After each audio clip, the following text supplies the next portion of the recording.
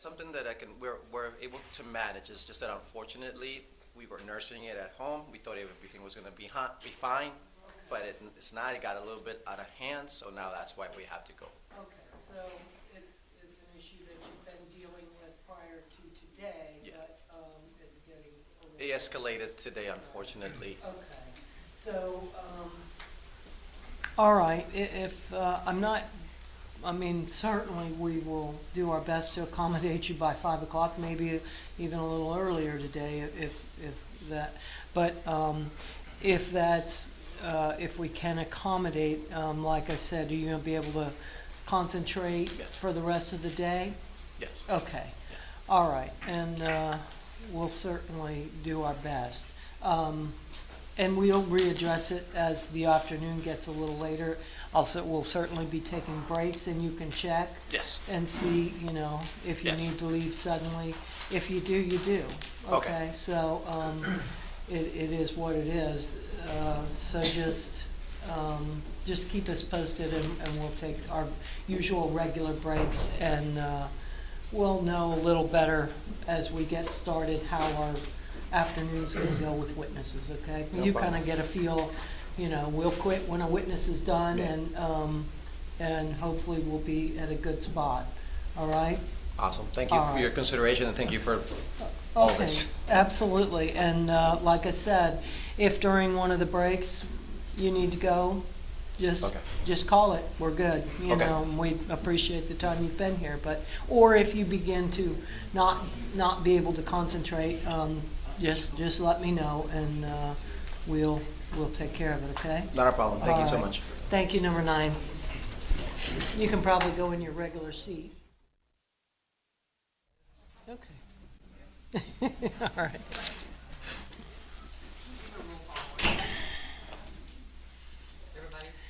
Yeah, we'll deal with it as we need to. Can I just take up a matter with the Madam Clerk while they're coming in? Uh-huh.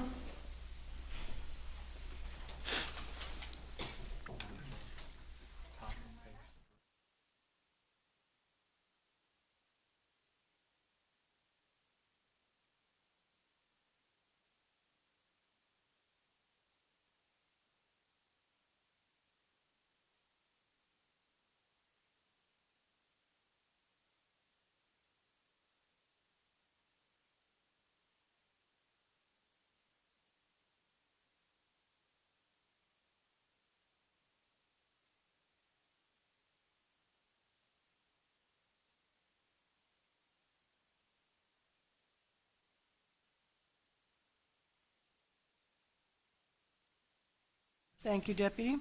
Ladies and gentlemen, were you all able to abide by my instructions during the recess? All right, then we'll get started. Mr. Martin? Yes, Your Honor. State calls Alan Hamilton.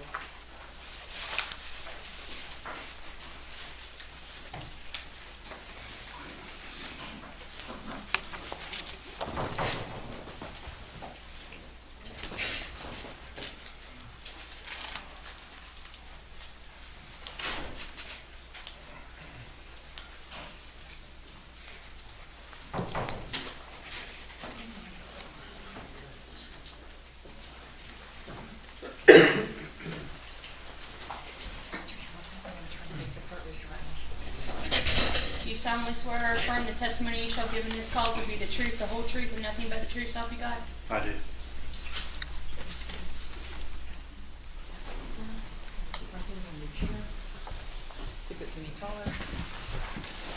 Can you see me? Okay. Yeah, is that one sinking low too? Yes, ma'am. You want to see if you can pick it up a little bit?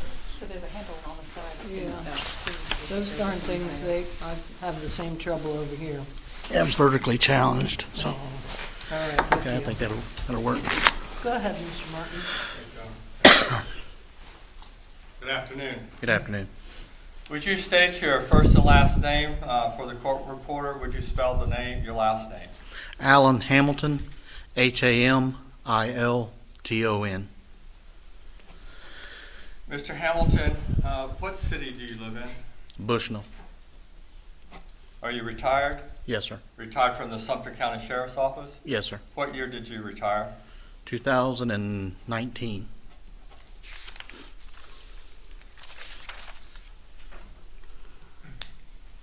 Now, on January 13th, 2014, were you a sworn deputy with the Sumter County Sheriff's Office? Yes, sir. A certified law enforcement officer? Yes, sir. And pursuant to that certification and authorization through the Sumter County Sheriff's Office, you were assigned a firearm Yes, sir. and allowed to carry the firearm, Yes, sir. not only on duty but off duty? Yes, sir. On January 13th, 2014, did you and your wife have an occasion to go to the Cobb Theater at 6333 Wesley Grove Boulevard in Wesley Chapel, Florida? Yes, sir. Okay. And what is your wife's name, first name? Angela. Angela? Yes, sir. Was that something that was planned or spur of the moment? Spur of the moment. Did you arrive there in the afternoon? Yes, sir. While driving there or before you got there, did you decide what movie you wanted to see? Once we got there, we decided what we wanted You to looked see. at the choices Yes, sir. and made a choice. Yes, sir. Made the What choice was that? Boy, lost my, Well, I won't say the name, but was Mark Wahlberg in it? yes, sir. Okay, Wow. Just lost my train of thought. all right. Did you see a movie that day? Yes, sir. Was it a military kind of movie? Yes, sir. All right. Lone survivor, yeah. I was just going to move on. No, I wasn't trying to. I just lost my train. Yeah, we're gonna. Sorry about that.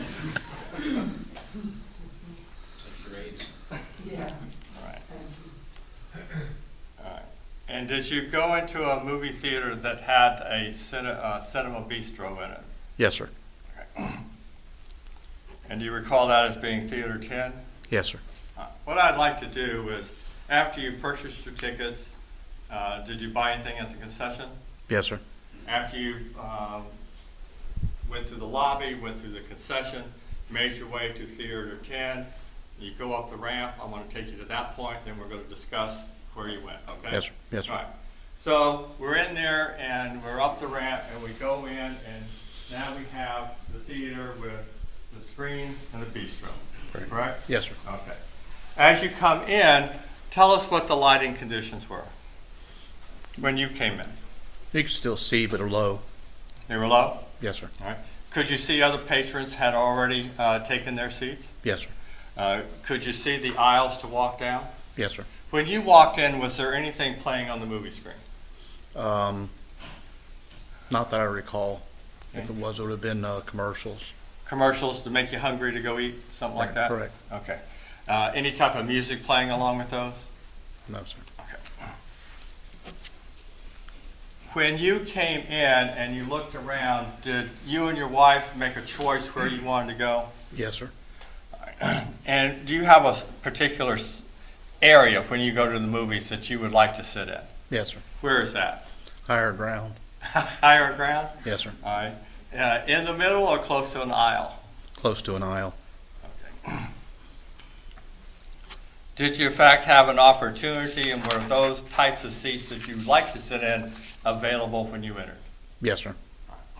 Now, as you walk in, and if you'll pretend this is the movie screen and this is the bistro, Okay. all right? So as I turn my back, and then now I'm looking where the bistro is, Right. did you sit on my right or my left? If I'm looking at it would have been your right. Okay. Yes, sir. So you walked up the aisles that would be on that side of the theater. Yes, sir. Did you go all the way up to the top, to the middle? Where'd you go? To the top. At the bistro, is there a partition there that won't allow the general seating to go into the bistro? Yes, sir. Can you tell us, was the seat that you took up against that partition or below that? It was up against the partition. As far as the location of your seat, was it one next to the aisle or in? It was one in. One in? Yes, sir. Now, if we're one in, if this is the aisle right here, okay? One in, are you the next one in, or is your wife the next one in? I would be the next one in, and then my wife. Oh.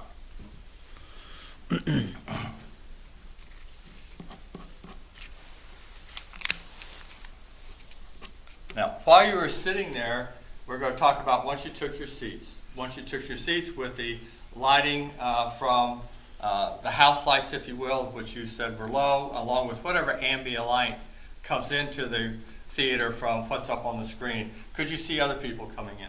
Yes, sir. Could you determine whether or not they were male or female? Yes, sir. Could you tell at a certain distance whether or not their hair was long or short? Yes, sir. The people that were already seated when you walked in under those lighting conditions, could you see movement of the people like an arm movement, eating snacks or turning their bodies? Could you see that kind of movement? Yes, sir. Did you have an occasion to speak with your wife once you sat down within the first 2 or 3 minutes? Yes, sir. Were you able to carry on a normal level conversation, maybe not as loud as I'm talking right now, but a normal conversation with your wife that you two could hear each other? Yes, sir. Okay.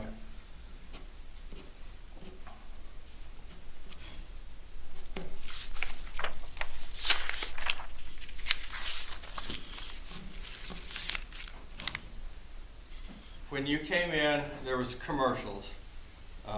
There comes a point in time when previews come on. Here's what's happening next at that point, when those previews come on, did you notice a change in the lighting?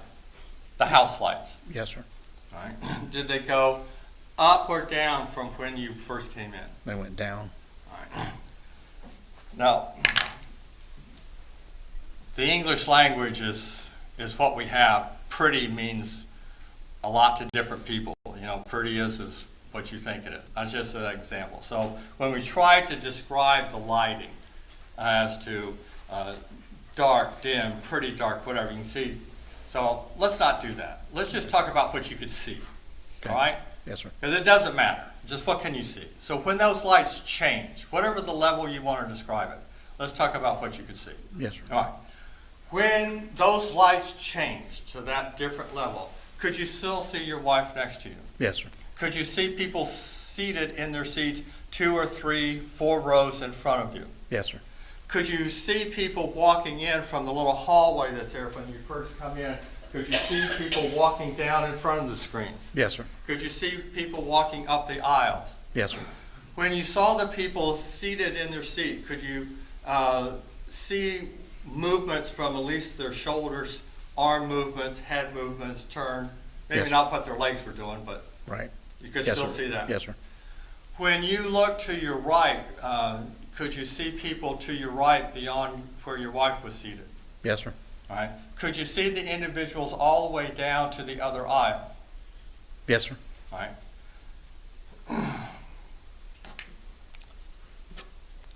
Let's talk about the level of sound. All right. Again, when people try to describe things, pretty loud, some yelling. You know, the words. Let's talk about what you could hear. Okay. Whatever level it was, this is what you could hear. Okay. Okay? Yes, sir. All right, so let's talk about that. Whatever the change in level of sound was, my questions to you is, could you and your wife carry on a normal conversation between the two of you? Yes, sir. Were you able to hear words being spoken or actually know what the words were being said 2, 3 rows in front of you from the other people in front? Could you hear them? I can hear them. I can Okay. hear the voice You could hear people talking? talking. All right. Were you able to pick up and understand exactly the entire topic of the conversation? No, sir. But you know that words were being spoken. Yes, sir. All right.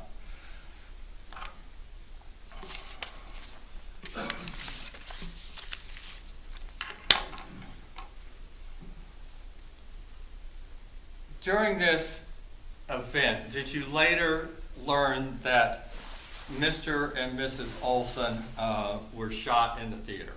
Yes, sir. Later. Did you later learn the gentleman sitting behind them and his wife was Mr. and Mrs. Reeves? Yes, sir. I'm going to refer to from now on as those individuals. You know where they were in relation to the theater. Yes, sir. All right, so that's what we're going to do. When you first came into the theater and sat down, did you see Mr. and Mrs. Reeves sitting in the same row that you were? No, sir. Did you see them walk into the theater and take their seat? No, sir. The same questions about Mr. and Mrs. Oulson. Once you sat down, did you see Mr. and Mrs. Oulson seated, if you recall? No, sir. All right. Did you see them walk in? No, sir. All right. Were you watching the commercials? Yes, sir. Watching the previews? Yes, sir. All right.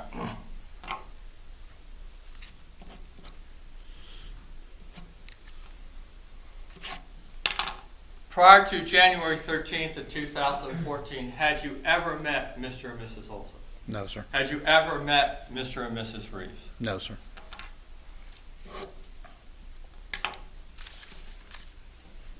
I want to direct your attention now to the event that we're here about, okay?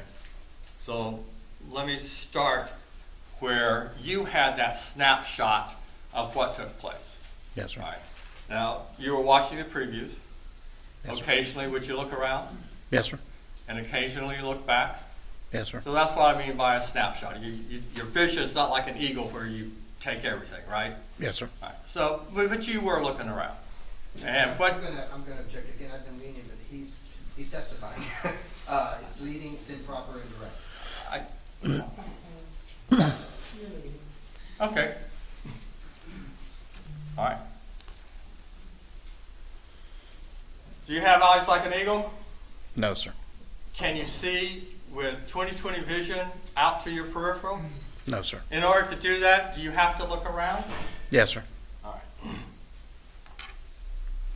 Very good. While the previews are playing, at some point your attention is drawn to an event. How is your attention drawn to that event? My wife said you probably need to pay attention to this. Once you heard those words, what did you do? I sat up in my seat. Okay, when you say sat up, what does that mean to you? I moved basically my entire body and still sitting towards the front of the seat. So you I scooted forward, yes, sir. okay. Was, when you're sitting in your seat, was that your attention directed to your right or to your left? To my right. Was it directed towards the area where you now know that Mr. and Mrs. Reeves were and Mr. and Mrs. Oulson were? Yes, sir. Once you directed your attention to that area, did you take your eyes off that area? No, sir.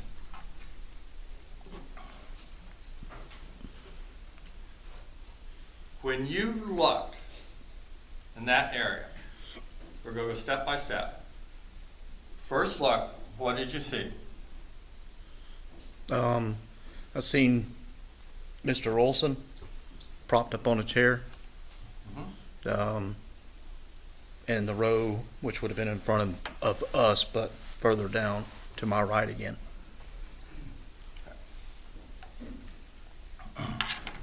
May the witness step down. We do Now that. when you step down, we talk about, what words mean. Yes. Let's get a visual. All right, let me do this. You have to speak from here? Yes? When you saw Mr. Oulson, could you see his feet on the floor? No, sir. From what part of his body up could you see? About the waist up. All right. So where his feet were, you have no idea. No, sir. The only thing we're going to talk about, waist up. Correct. You mentioned, and let's pretend that this is a theater seat, and that this seat does, when you stand up, it does flip up. I know it's not, okay? But what I'd like you to do, so this isn't in the way, just pretend the seat's right here. Okay. All right? So go ahead and face the jury. Now, you would be over here looking this way, right? Yes, sir. All right. You indicated that you saw Mr. Oulson propped up. Yes, sir. If you can't, demonstrate for the jury what you mean by propped up. He was propped. All right. From that position, what did you see? What did you see happen next? He's propped. What did you see next? I seen him flick a popcorn, and within just a second, I seen a muzzle blast and sound of a firearm. While in that position, did you see the arm of Mr. Oulson? Yes, sir. All right. When you say a flick, what do you mean by that? Just a quick movement of the hand. Before you saw that flick of popcorn, was anything said by Mr. Oulson? Yes, sir. What? I was just texting my fucking daughter. And how soon after that statement was the quote flick of popcorn? Within just seconds, sir. I mean, almost simultaneous, just within seconds. One big ball of an event. Yes, sir. Was it continuous or just flowed? It just flowed. Okay. Just Now, floated. once you saw the popcorn, what happened next? Obviously, I seen the muzzle blast and then the sound of a firearm. And then I moved Okay. down that way towards. Go ahead and take your seat. We'll cover it from there.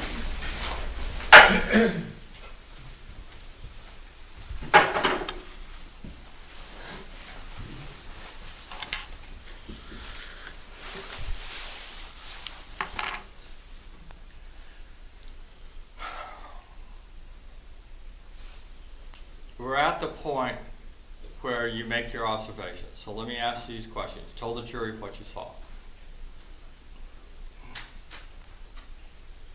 You heard and attributed to Mr. Oulson the use of the F word Yes, sir. in one sentence.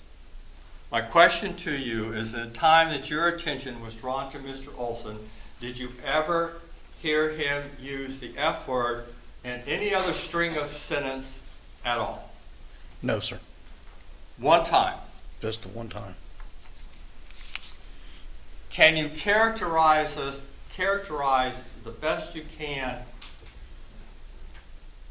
the space and time between the utterance of that statement and you seeing the debris of popcorn?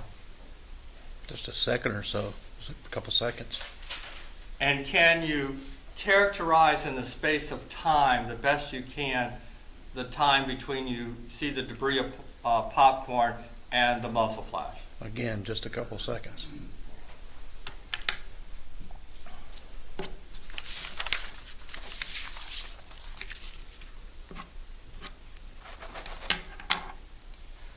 As you're focused on that event and you see what you just described, do you ever see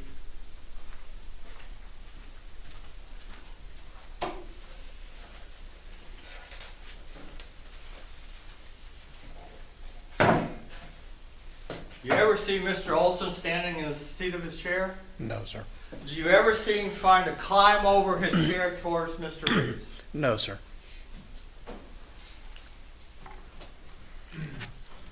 During that time span, did you hear any words at the same level where he said, "I'm just texting my daughter," where you would associate those words with a threat of violence? No, sir. No F-bombs thrown in about doing bodily harm to Mr. Reeves? No, sir. Did you see anything before you saw the debris of popcorn that would indicate to you that any object whatsoever was thrown at Mr. Reeves? No, sir. Did you see any indication from Mr. Reeves that he was hit with such gravity that his hands would come up and he would scream with pain? No, sir. Anything to indicate by Mr. Reeves' body movement that he suffered any type of strike about his body where you would expect someone to react to the pain? No, sir.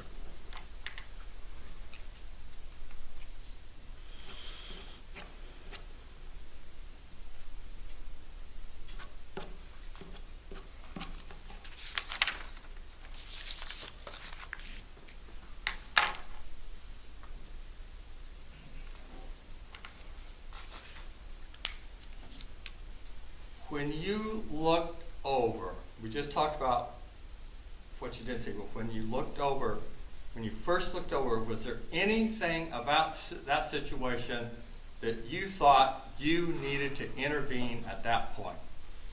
Yes, sir. Okay, what? Other than the firing of the gun? Right. All right. I'm not talking about that. Before the flick of the popcorn, Before the flick of the popcorn? No, sir. Okay.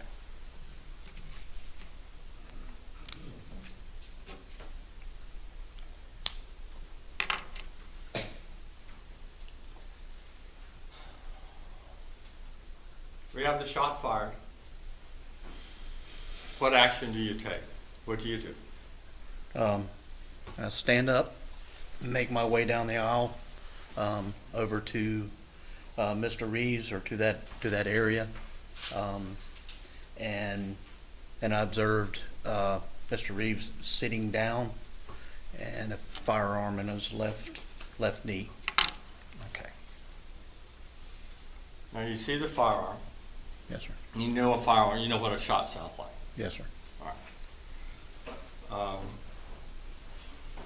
And through your law enforcement experience, you have some training as far as firearm safety. Yes, sir. And one of the rules is don't put anything in front of your muzzle you don't want to destroy, Judge, right? I'm gonna object. It's Okay. continuous. I'm trying not to object, but it's, All right. Would you agree or disagree with me that one of the rules is don't put your hand in front of the muzzle if you don't want to destroy Judge, it's the it? same objection. You No. can say it two different ways, it's the same way. Now, Rephrase, thank you. can you tell us whether or not you have been taught that do not put your hand in front of the muzzle? Yes, sir. All right. And what happens if the gun fires and your hand's in front of the muzzle? You're gonna get shot in the hand. All right. Now, having said that, while you're watching the event for the very first time, all right, did you ever see Mr. Reeves with his hand out and Mr. Oulson chest almost on his hand and Mr. Reeves going, whoa, whoa, whoa, or no, no, no? No, sir. Not at all.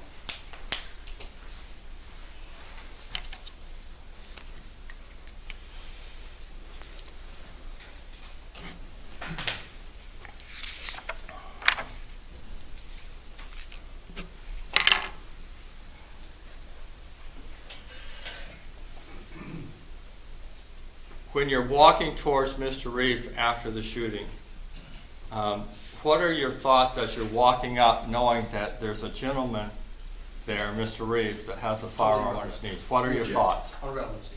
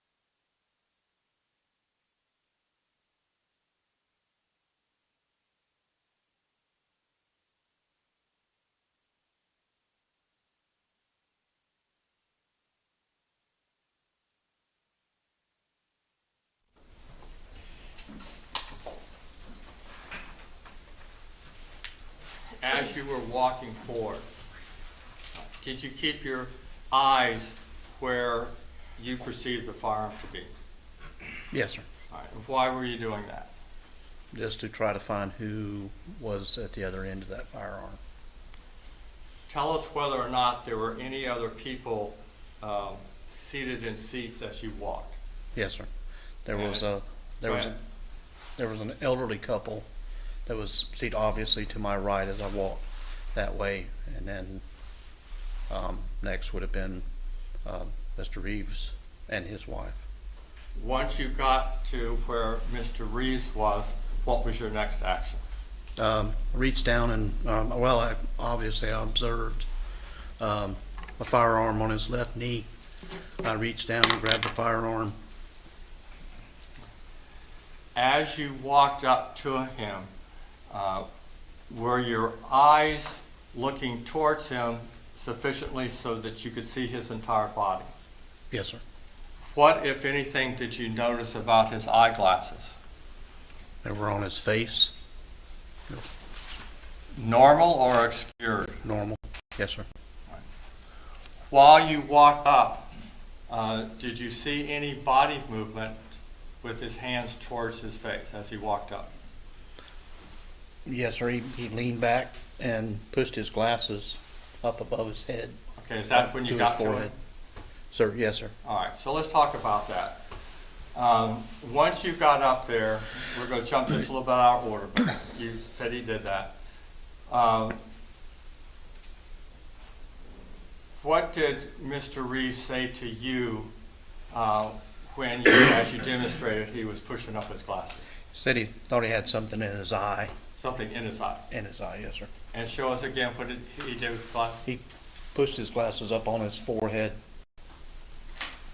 to be, I guess, at my level, to where I could see something in his eye. And did you look in that direction while his Sure. glasses were up? Sure, yes, sir. And tell us whether or not visually you were able to see anything. No, sir. What happened after the glasses were up? Okay, did he put them back down? Sure. Okay, thanks. All right. Now let's get back to securing the firearm. Did you in fact secure the firearm? Yes, sir. Did you tell Mr. Reeves anything before you retrieved the firearm from his knee? No, sir. Do you know whether or not Mr. Reeves knew at that point you were law enforcement? I identified myself as a law enforcement officer, yes, sir. Once you took the firearm, what did you do with it? I placed it in my pocket. Did Mr. Reeves do anything to object to you receiving it? No, sir. At that point, how would you describe his cooperation? He was cooperative.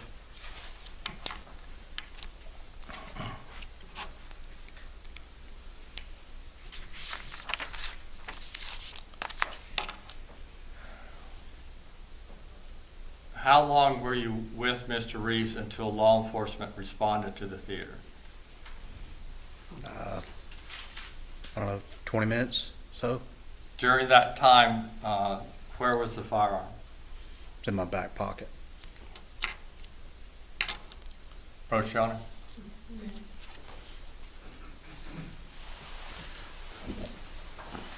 Let me show you what's been marked for identification as State's Exhibit Y. Do you recognize that photograph? Yes, sir. And what is it? That's a 380 Kel-Tec. And can you tell us whether or not that's the firearm you took off from Mr. Reeves? Yes, sir. Your Honor, at this time, I've moved State's Exhibit Y into evidence as State's Exhibit number 20. Any objection? No objection. May I It'll just be briefly admitted. publish to the You jury? may.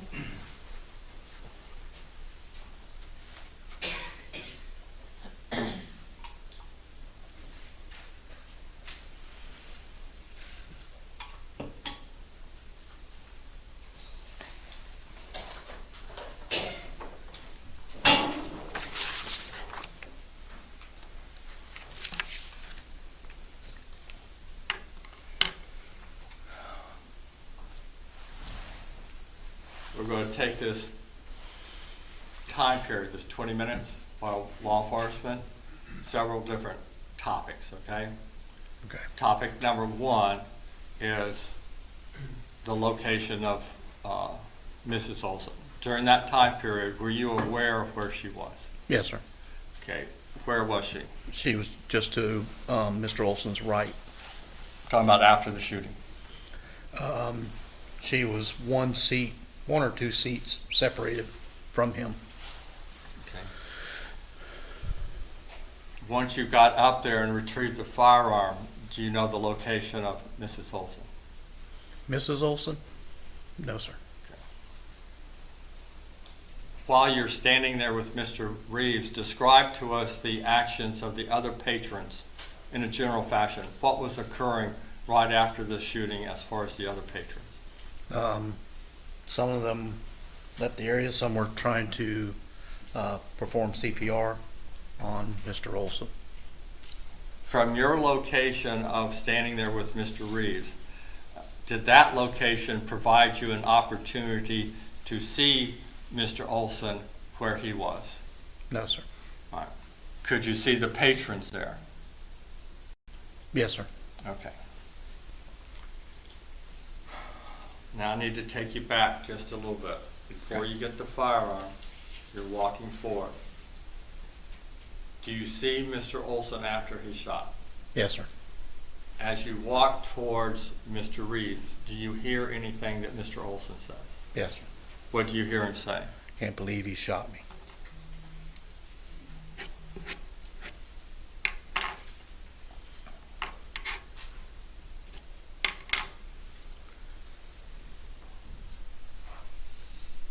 Direct your attention now back to Mr. Reeves. As you're waiting for law enforcement and after we did the glasses, okay? While standing there, did the lights come up? Yes, House sir. lights? Yes, sir. Okay. Did you notice anything on his face that would indicate to you an injury? No, sir. Were you able to see his front of his face? Yes, sir. Did you see the left side of his face? Yes, sir. Anything on, do you see the left side, your left side? Yes, Right. sir. See the top of his head? Yes, sir. Was there any blood on any of those locations? No, sir. Can you tell us whether or not there was any cuts on any of those locations? No, sir. Can you tell us whether or not there was any abrasions in any of those locations? No, sir.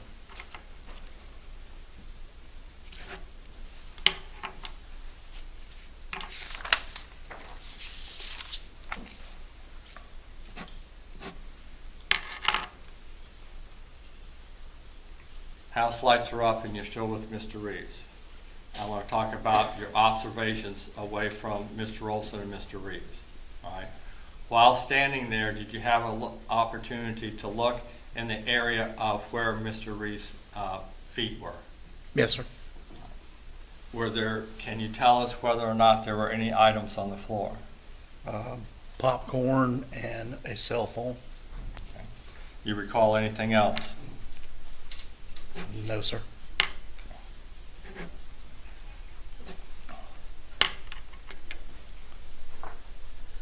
In that 20-minute period, did you see any movement of Mrs. Reeves?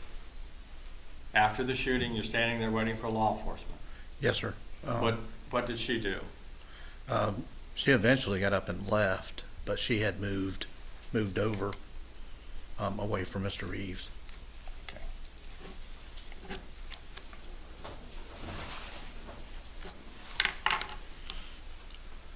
Law enforcement arrives. Yes, sir. You have a firearm in the pocket. Yes, sir. Tell us what you do. The first deputy or sergeant that was there came up and I identified myself with him and handed him the firearm, and the other two deputies detained Mr. Reeves.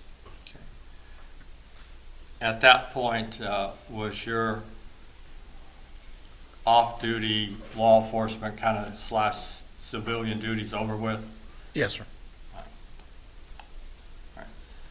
Now, you witnessed the incident, so I'm going to assume at that point there was some interviewing by detectives. Yes, sir. Let's talk about that part of the event, okay? Okay.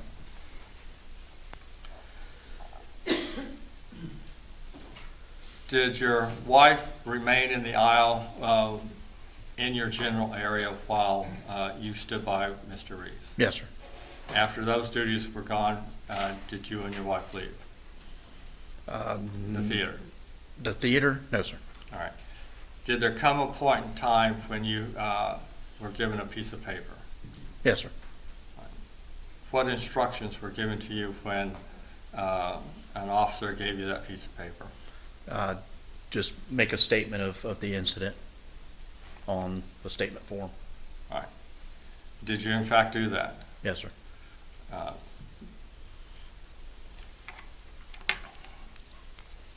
And did your wife do that? Yes, sir. Were you and your wife together when you individually wrote out your statements? Yes, sir. Tell us whether or not you helped your wife write out her statement. No, sir. Did you provide your wife with any facts that you saw while writing out the statement? No, sir. While your wife wrote out the statement, she was in your presence. Did she provide you with any information that she saw that you incorporated in your statement? No, sir. Did you even talk about the incidents as you were writing out your individual statement? No, sir.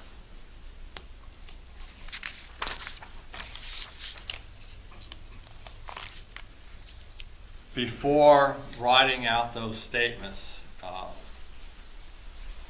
were you in the general area of presence, if you will, anywhere in the theater where you overheard other individuals talking? Not that. No, sir.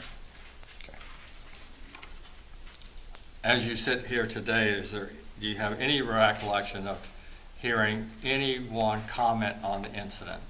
No, sir.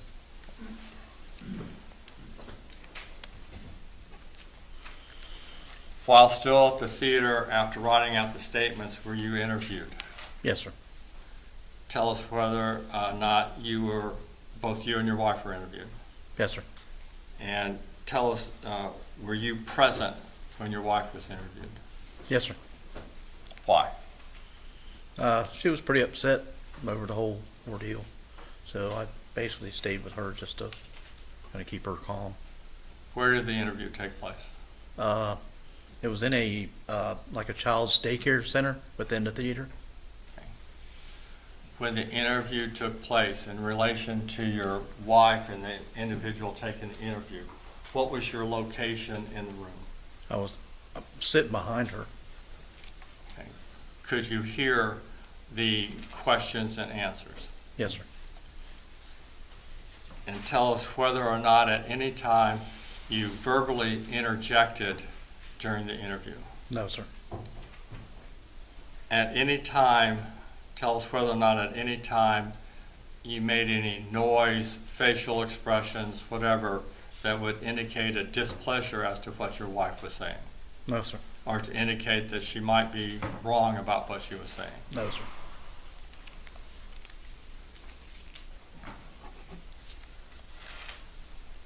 And how would you describe your wife's emotional state as she walked into the interview room? She's upset. Just kind of in a, in that I can't believe type deal. Okay.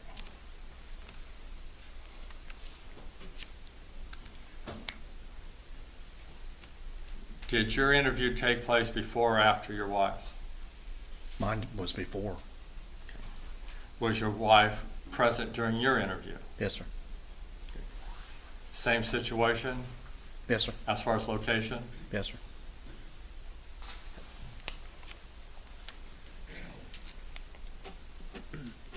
And why was she present during your interview? I just didn't feel the necessity to separate. We were in the room together. Her emotional state was a factor at all? Yes, sir. I wanted to be with my wife.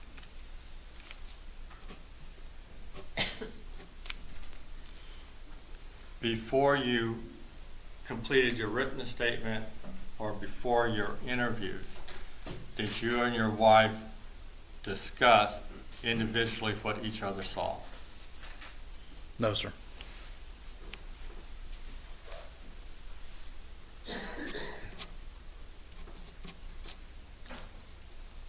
You have a moment, Your Honor.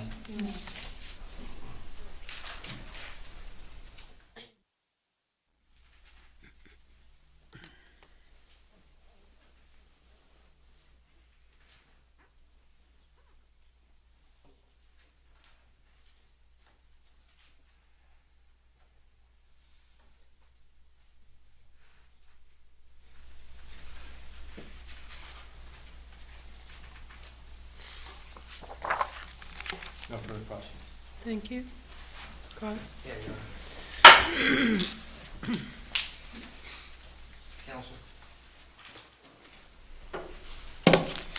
Good afternoon, Mr. Hamilton. Good afternoon, sir. Now,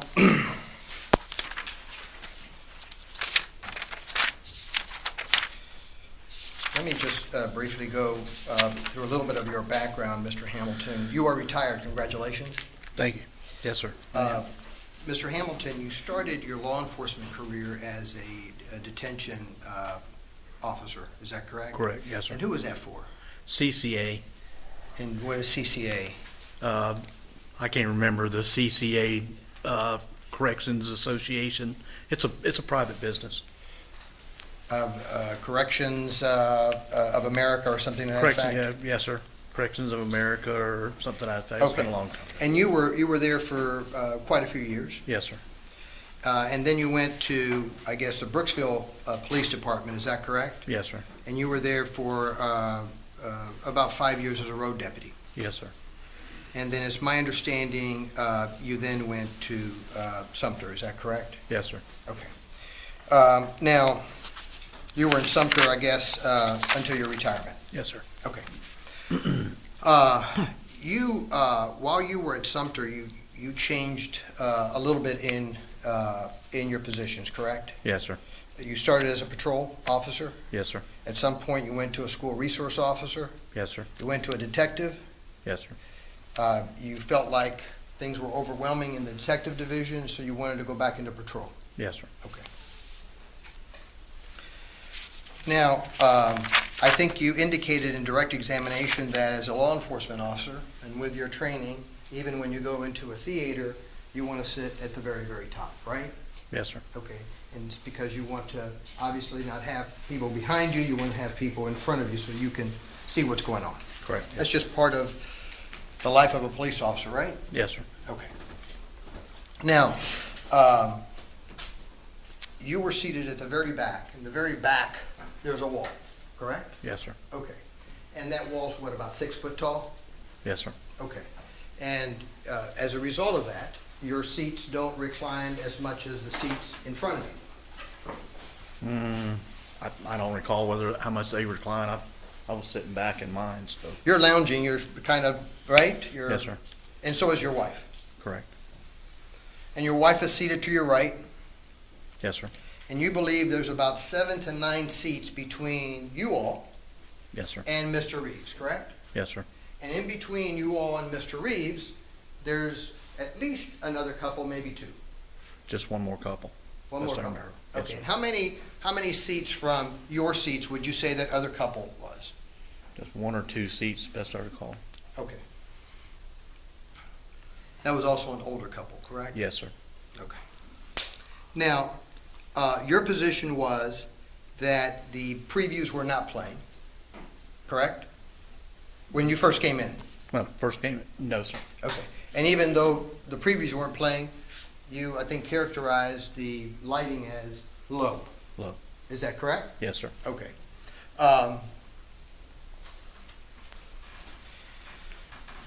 When the previews came on, however, it became even darker. Yes, sir.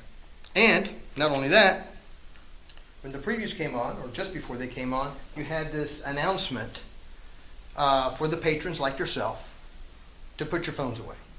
Turn off your phones, correct? That's correct. In fact, the theater told you that so many times that you were talking to your wife and thinking, if they tell me one more time, I'm going to pull out my phone. That's correct. And so the theater was making it clear that at least management wanted you to put your phone away, That's correct. ad nauseum. Yes, sir. And when that announcement comes up, you put your phone away, right? Yes, sir. Okay. And why do you do that? That's what they want you to do. When you go to the theater, what's your reasons for going to the theater? Do you want to have that theater experience? Yes, sir. You want to be able to focus on what's showing on the screen? That's correct. Yes, sir. And likewise, some people go to the theater because it's nice and loud, right? Yes, sir. It's part of the experience, right? Yes, sir. Certainly a lot louder than what you play a movie at your home, right? Yes, sir.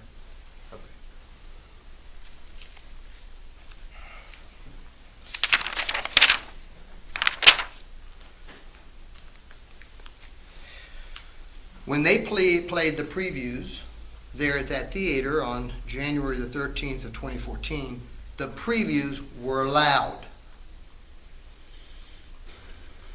Loud as, I mean, Well, you remember RoboCop, right? That was one of the previews, right? It was action-packed, it was shooting, it was loud. I just remember commercials and they're loud. I mean, enough where you can hear them. Yes, sir. I'm not talking about the commercials. I'm talking about the previews. These are the movies that they intend to show in the future. It was RoboCop, it was all those Terminator-type previews that day, correct? Yes, sir. And they were loud. They were loud. And they were shoot-'em-up type of previews, were they not? Yes, sir.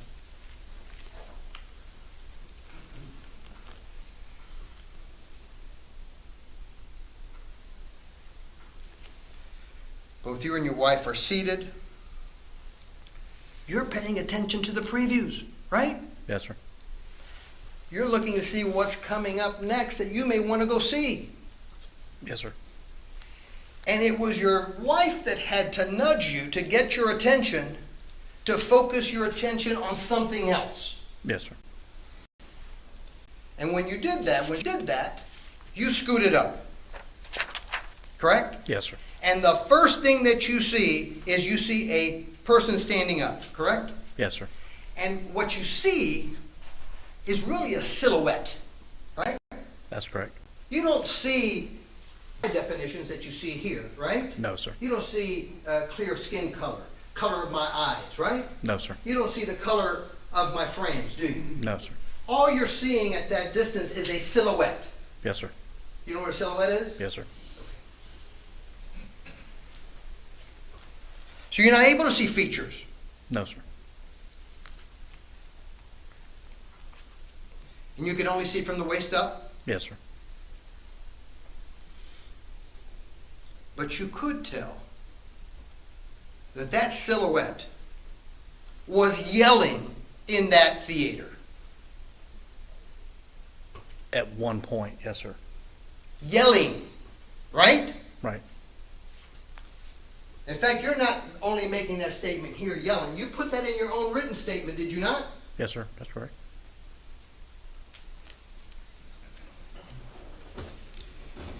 And this tall man, right? He was tall. Yes, sir. You said at least over 6 feet. Yes, sir. This tall man was yelling, and he was leaning over the back of his seat. No, sir. It was propped. You remember making a statement? Yes, sir. And you made that statement on the very day of this incident, correct? That's correct. Yes, sir. You made that statement even before you were interviewed by the detectives. That's correct. And you remember making this statement.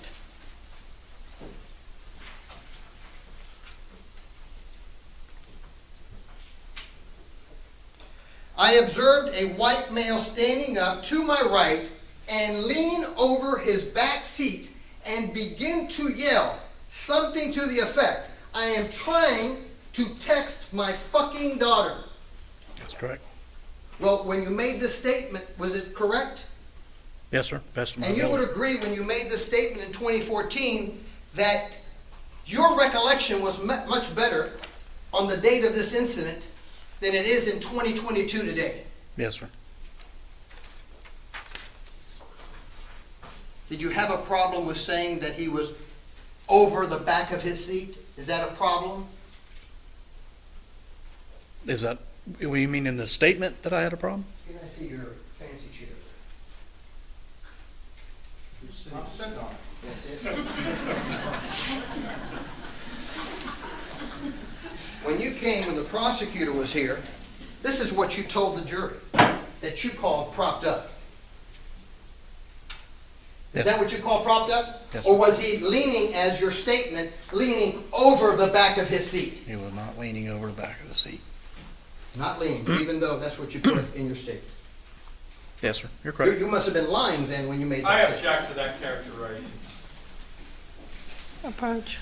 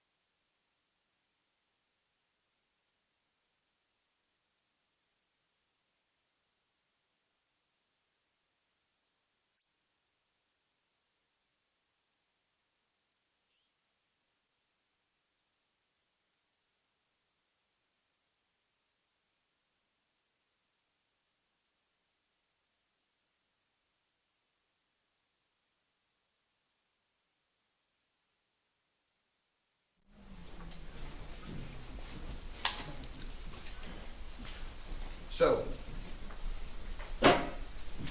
was it propped up, Yes, sir. or was it leaning over the chair as you've indicated on January the 13th? He was propped up. So he wasn't leaning over the, that Yes, was sir. just something that you wrote that was incorrect on January the 13th of 2014. Yes, sir. Yes, sir. And you're a police officer, correct? Yes, sir. And by that time, you were a police officer for how long? 15, 16 years. And you must have been trained that when you're writing a statement, you've got that, write that statement precisely and accurately, correct? Yes, sir. Because in our system of justice, we can't afford to make mistakes, can we? No, sir. Especially police officers, correct? Yes, sir.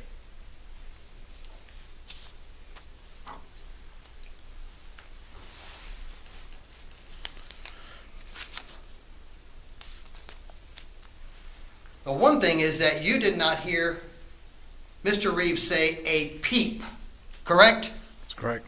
In fact, you couldn't even see Mr. Reeves. No, sir. Is that correct? That's correct. Because it was dark, correct? It was low lighting. Is low lighting the equivalent of dark? No, sir. It's not. No, sir. Well, why couldn't you see Mr. Reeves if it was just low lighting? The prosecutor came over here and said, well, could you see this person? Could you see this person? But you couldn't see Mr. Reeves. No, sir. And you could only see a silhouette of Mr. Oulson. May I ask a question? No, you can answer the question. Okay. You could only see Yes, sir. the silhouette Yes, sir. because it was dark. That's correct. No, it was low lighting.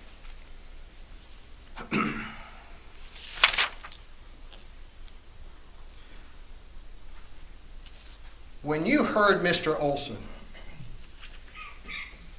you wanted to find out, quote, who was raising hell. Yes, Correct? sir. Yes, sir. That's what was in your mind at that point in time. Yes, sir. You wanted to find out who was raising hell. Correct? Yes, sir. And the only one that you heard that was raising hell was that silhouette. Yes, sir.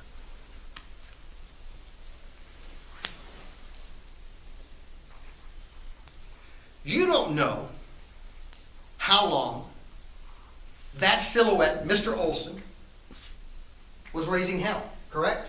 That's correct. Because you were focused on the previews, correct? Yes, sir. Because your wife had to be the one to nudge you to say, hey, you need to pay some attention here. Yes, sir. You did not see the entire exchange that took place from Mr. Oulson towards Mr. Reeves. Not the entire, no, sir.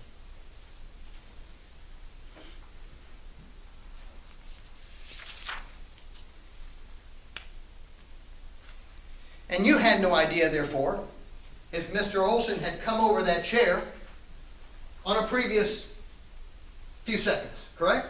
No, sir. Because you were looking over there, correct? Correct. And so you don't know what was happening at that moment before you looked over there. Correct.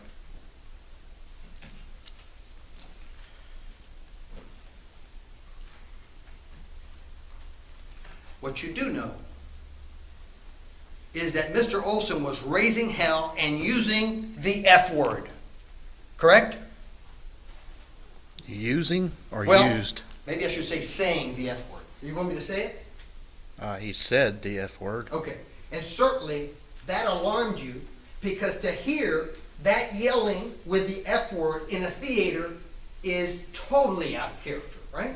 Correct. Yes, sir. You would never in your entire life expect someone to be getting up in the middle of a theater and using that word, yelling, right? Yes, sir. And it alarmed you 7 to 9 seats away. Yes, sir.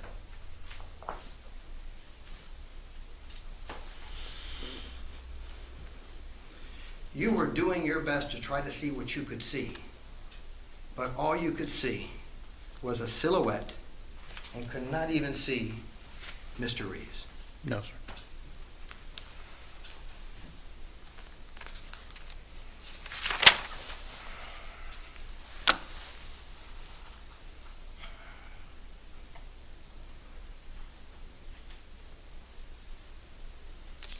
But you know that that silhouette was facing in one direction and one direction when it was raising hell, right? Yes, sir. And it was facing at Curtis Reeves. Yes, sir.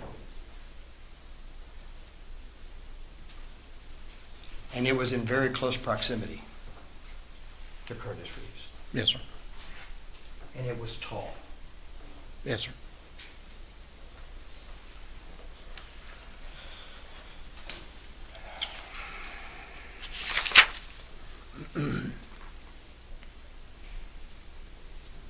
You certainly never saw Mr. Oulson or this silhouette with a phone in his hand, did you? Excuse me? I'm sorry. You never saw this silhouette with a phone in his hand, right? No, All sir. you're seeing is a silhouette, right? No No, phone. sir.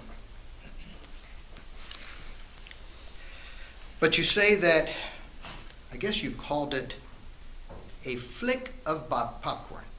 Yes. Now, tell me, if you were only able to see a silhouette, how could you see someone flicking? It was just an arm, a hand, and then it was a flick. So, meaning an arm and a hand towards Mr. Reeves. It was just out over where the silhouette was standing in a flick. So that hand went from the silhouette out towards Mr. Reeves, Correct. correct? Yes, sir. Okay. In very close proximity. Yes, sir. And it was then almost instantaneously. You heard the shot. Yes, sir. In fact, you wouldn't be surprised if it's less than a full second. Within a couple seconds. Yes, sir. Well, you didn't, you're No, I you're didn't time it. guesstimating, right? And my question is, you wouldn't be surprised if it was less than a second. No, sir.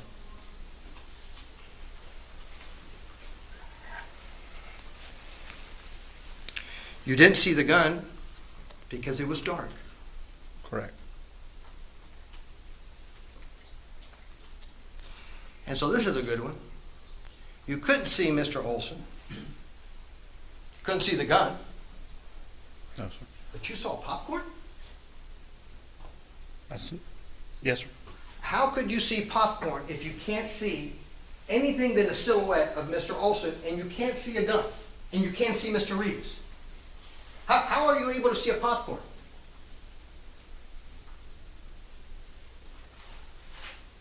Tough one, huh?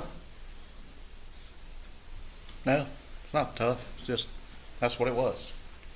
That's what it was.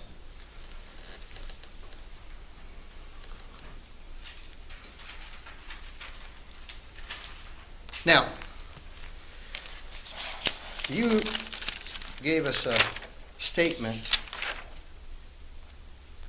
on direct examination where you indicated that the shot took place and Mr. Oulson fell to the ground? No, sir. He didn't fall to the ground. No, sir. Okay. So, shot took place. What did Mr. Oulson do? He held his hands over his chest Okay? and said, "I can't believe he shot me." Okay? And That quickly. Shot. I can't believe he shot me. And then what happens? he kind of went towards the north side or away from me of the building, down that same road he was on. Okay. And Eventually, I guess he fell. you didn't see him fall? No. Okay. And so, you saw all that from your vantage point of where you were. Yes. Meaning 7 to 8, 9 seats from the incident. Because it shot, Mr. Oulson, statement, right? So Yes. you're still at your seat, Yes, right? Sir. Yes, sir. And so, can you tell me how long it took you to get from your position at your seat to Mr. Reeves after that took place?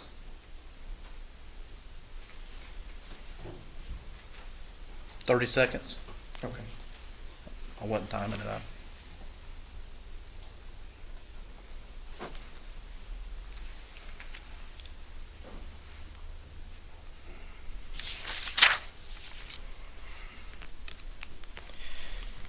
You never saw Mrs. Oulson No, sir. at all. I seen her at the very end, Well, at the very end of what? After the shot? after they turned the lights up and people were, But before they turned the lights on, you didn't even see Mrs. Oulson no, sir. because it was dark. Yes, sir.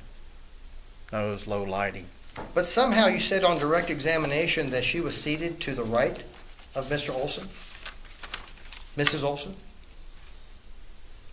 Did you She say was that to on direct? Remember in direct? When they're asking you where Mrs. Oulson was, you said, well, she was seated to the right of Mr. Oulson. I don't remember that. You're talking about today? What's that? You're talking about today? No, we're talking about the incident. On the date of the incident, was Mrs. Oulson seated to the right of Mr. Oulson? I don't know. Because you didn't see her. No, sir, I didn't see her. Now, you get to Mr. Reeves. You're a trained law enforcement officer, right? Yes, sir. In a situation where you've just had a shooting, certainly you don't want to have a firearm exposed to the general public, correct? Correct. Because they're going to think that you're a threat, right? Yes, sir. I mean, you've been trained on that in your own law enforcement career, right? Yes, sir. So you didn't find it odd whatsoever that Mr. Reeves, immediately after the shot, put the gun on his lap. You weren't surprised by that. Yes, sir, I was. Why would you be surprised by him putting it on his neck, on his lap, when he didn't want to expose everybody to think that he was someone that was dangerous? You certainly didn't want him to have a gun in his hand after the shot, Yeah, right? I'm going to object to counsel testifying. Oh, This isn't it is proper cross. It's not proper cross. I'll overrule. Right? You do not want, you've been trained in law enforcement. Hey, listen, if there's a situation with a big crowd, especially if you're not in a police uniform, you don't want to have a gun in your hand everybody thinking that you're a threat, right? That's correct.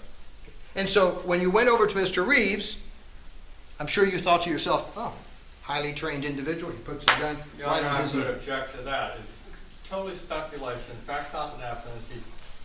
It's cross, Your Honor. I can ask him that understand question. it's cross, but it's improper cross. No. Overrule. Right?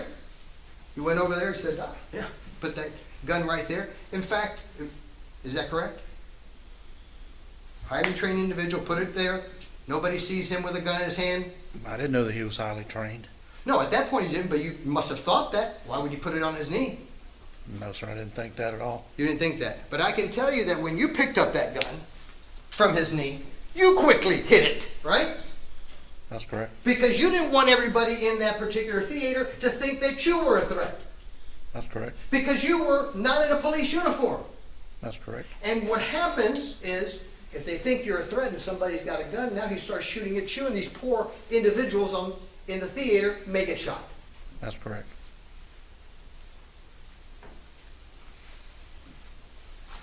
You wanted that gun out of sight for the right reasons, right? Yes, sir. You didn't want anybody misconstruing you to be an aggressor. That's correct.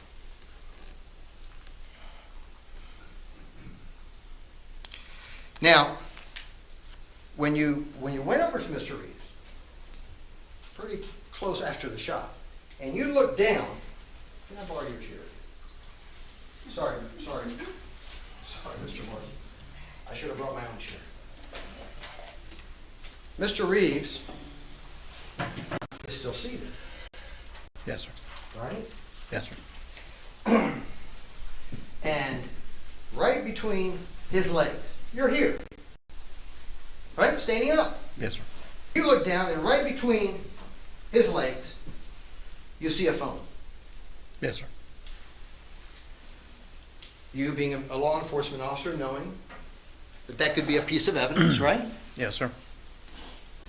You make sure that when Mr. Reeves is finally cuffed, that you tell the officers, hey, by the way, there's a phone here that you need to pay attention to. Correct? Yes, sir.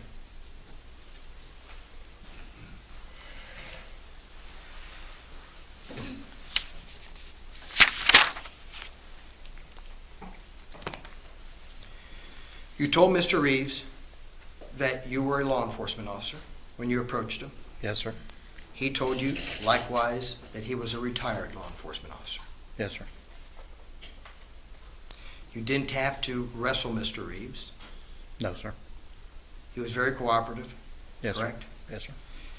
And he told you that there was something, someone had hit him, right? Yes, sir. Objection, hearsay, Your Honor. Roach?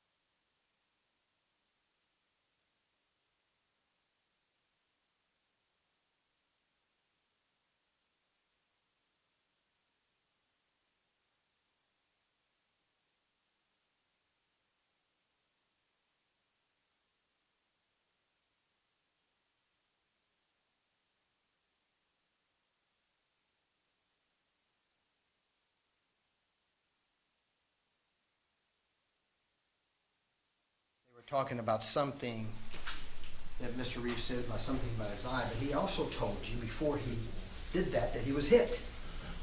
He said something, was in his eye. Did he say that he was hit? He was hit with something. Okay. That he was hit with something. And at the time that he told you that was right when you approached him. Yes, sir. And the lighting was still at that point that it was dark, It was low lighting. Wasn't dark. low lighting. And you didn't have a flashlight with you, No, sir. and you weren't going to be looking for any redness on his face. You were looking for, oh, is he bleeding? Does he have a gash, right? Yes, sir. You weren't looking for anything that had any other indicia of injury.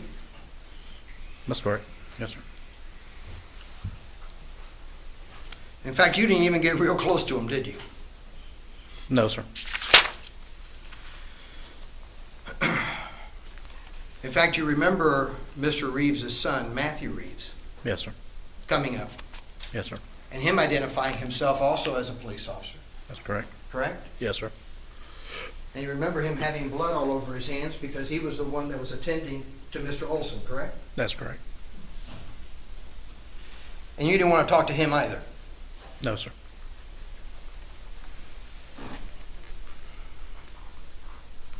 Now, we had some testimony concerning interviews, right? Yes, sir.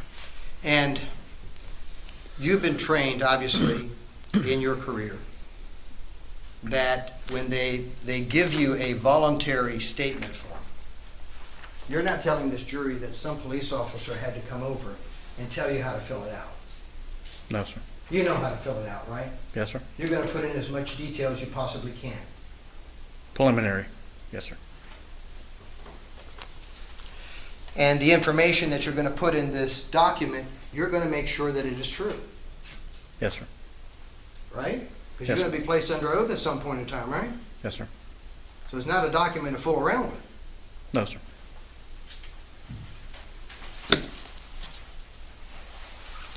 And so, early in your career, very early in your career, probably your academy, you were taught about something called contamination, right? Yes, sir. Witness contamination. Yes, sir. And that is a very basic investigative tool, right? Yes, sir. That you're not supposed to allow witnesses to come into contact with each other. Correct? That's correct. That's very dangerous, you would agree. Yes, sir. It's very dangerous in our system of criminal justice, right? Yes, sir. Because people hear things, and whether it's right or wrong, they start adopting it for themselves, right? Yes, sir. And then you don't really get to know whether the witness's testimony is their own or 15 other people that they heard that statement from. That's correct. And so you've been trained as early as the academy, separate these witnesses. Yes, sir. And you were there in that theater, and just the opposite happened, correct? You were a congregating group right in that theater, correct? I can't speak for everybody else, but I was with my wife. Yes, sir. Well, you were with your wife, and there was a group of people around you. Yes, sir. And not a single police officer came up to you and said, Mr. Hamilton, let's make sure we got to separate you all. Please don't talk to anybody about your testimony, right? That's correct. And you didn't hear that police officer tell anybody in that group, 30, 40, 50 people, whatever they were. You didn't see any police officer come up and say, hey, group, separate, do not talk about your testimony with anybody else. No, sir. And you certainly know that there was a battalion of Pasco County Sheriff's officers all over the Grove Theater. I don't know about a battalion, but there were several in there. Yes, sir. Many, right? Many. Yes, sir.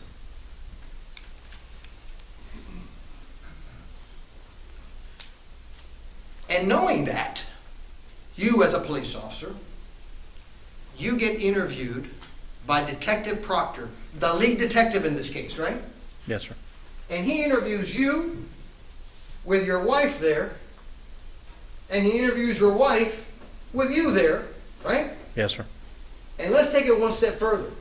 Before he even turns on the tape, you all have a little discussion, right? Off tape. I don't recall a discussion off tape. Well, you certainly don't think that would be appropriate, right? To have a discussion with both of us there, Off tape. if according to what we're discussing, Well, the case. I don't recall that discussion. If it happened, that would be improper. Yes, sir. Highly improper, right? Being proper. You would have never done it in your career as a law enforcement officer. No, sir. There is no reason whatsoever to have a conversation about the case when you have a tape recorder present without turning that tape recorder on. That's correct.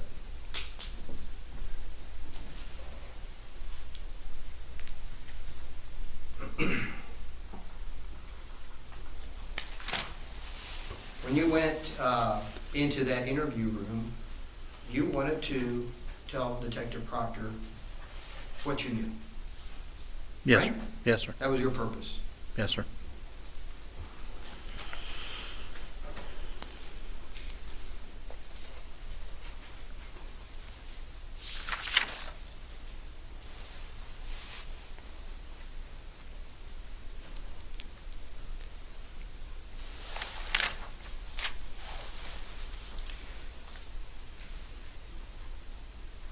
Homicide case, right? Yes, sir. You expect thorough interviews in a homicide case, right? Yes, sir. How long have you been on the stand, you think? We came in at 1 o'clock? A little after, yes, sir. It's 2:27, right? Yes, sir. I've been up here asking you a lot of questions, haven't I? Yes, sir. Your interview with Detective Proctor was 5 minutes. Okay. You think that's a thorough interview in a homicide investigation? No, sir. You certainly wouldn't have done that, right? And you were never a homicide investigator. You would have never done that in a homicide case, would you? No, sir. Because our system of justice requires thoroughness, correct? Yes, sir.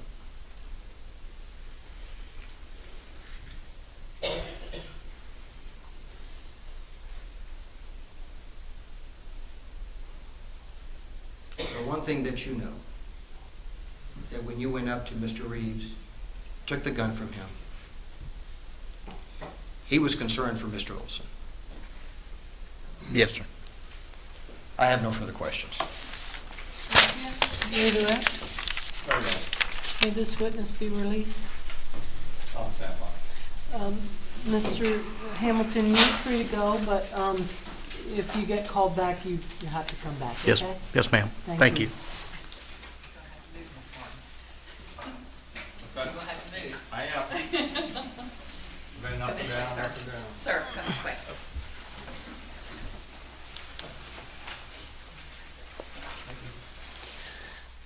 All right, ladies and gentlemen, let's take a 10-minute recess. Remember my instructions during the break. No independent researcher talking amongst yourselves. All rise for the recess for 10 minutes.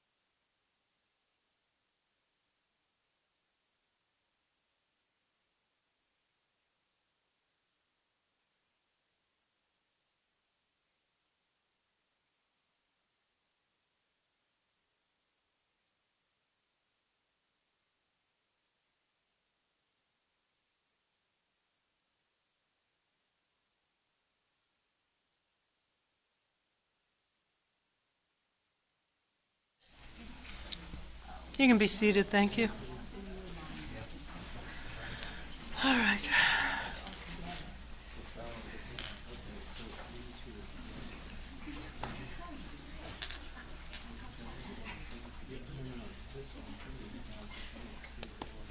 We ready for the jurors?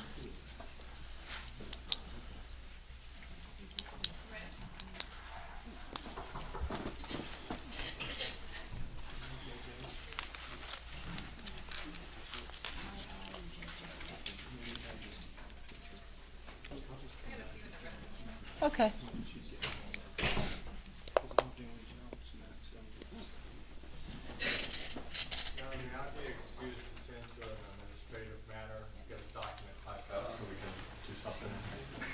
I'm okay if you're okay. I'm okay, it'll just take me a second. Okay. Thank you. Go ahead, and we're gonna proceed without you. Yes, I'm just gonna have it process started and I'll have it Okay. brought down. That's fine. Thank you.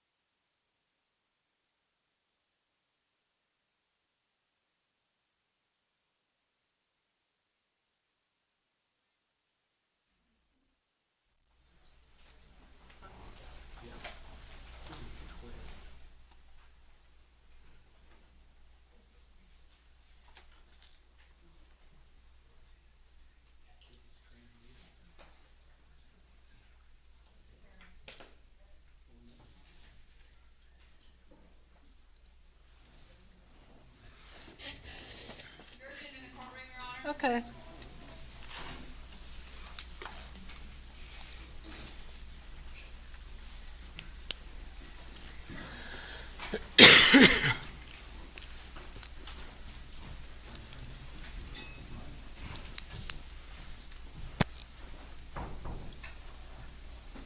Jurors may be seated. Thank you. Present accounted for, Your Honor. Thank you, Deputy. Ladies and gentlemen, were you all able to abide by my instructions during the recess? All right, number 9, you still with us? Okay, good. Glad to hear that for now. Mr. Garcia, you're standing up. I am, Judge. Yeah, Deputy Eric Jones, Your Honor. All righty.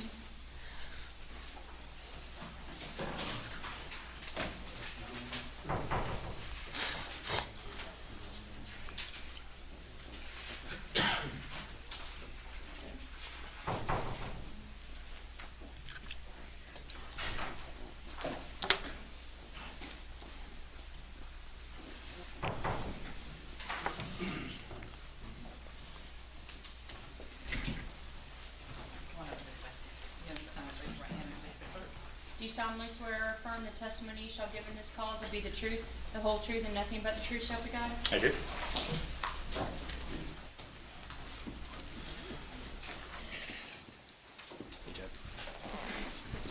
Go ahead, Mr. Garcia. Thank you, Your Honor. May it please the court, counsel, ladies and gentlemen, good afternoon.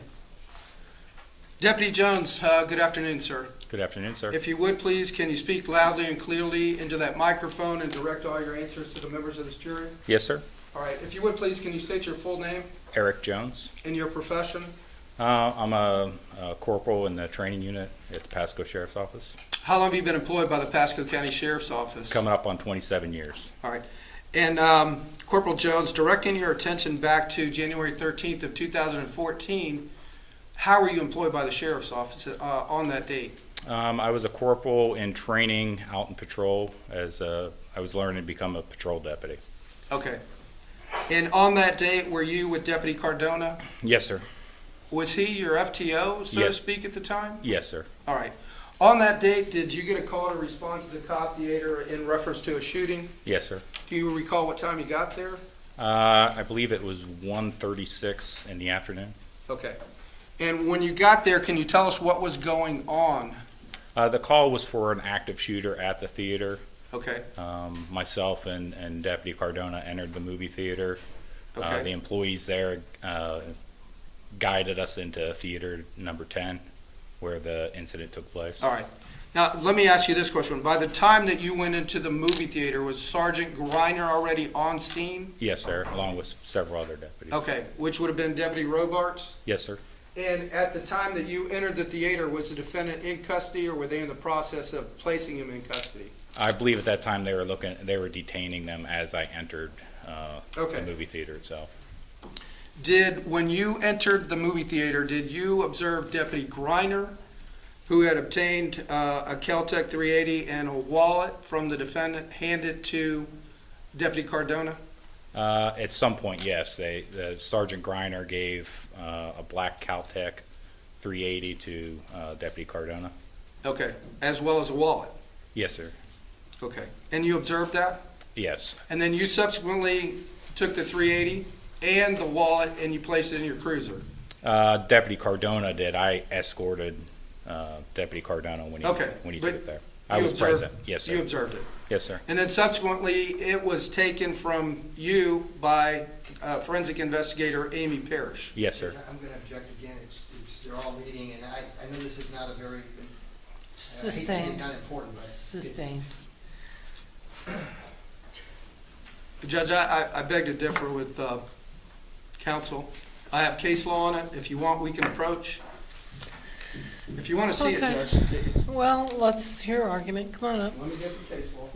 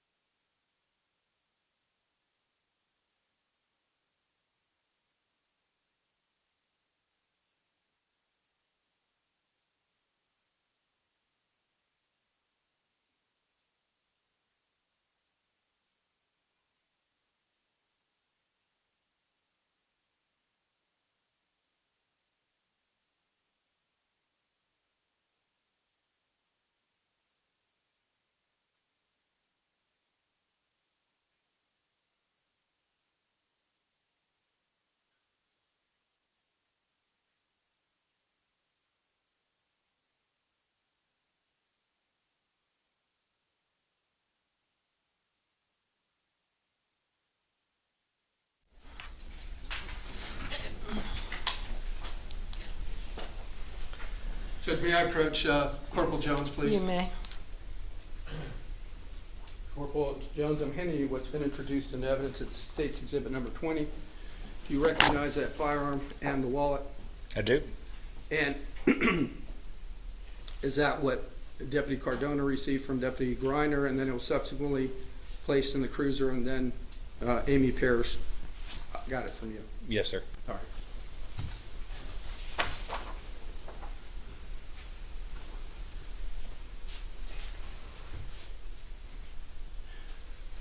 Deputy Jones, what county is the cop theater in? Pasco County. All right, thank you, sir. I have no further questions, Judge. Thank you. No need for Cross. cross, Your Honor. Okay, thank you. Thank you. Oh, can this witness be released? Yes, Judge. Yes, All sir. right, thank you.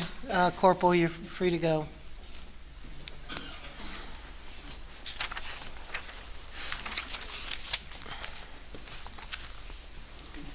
Who's next? Your Honor, the state would call Amy Parrish.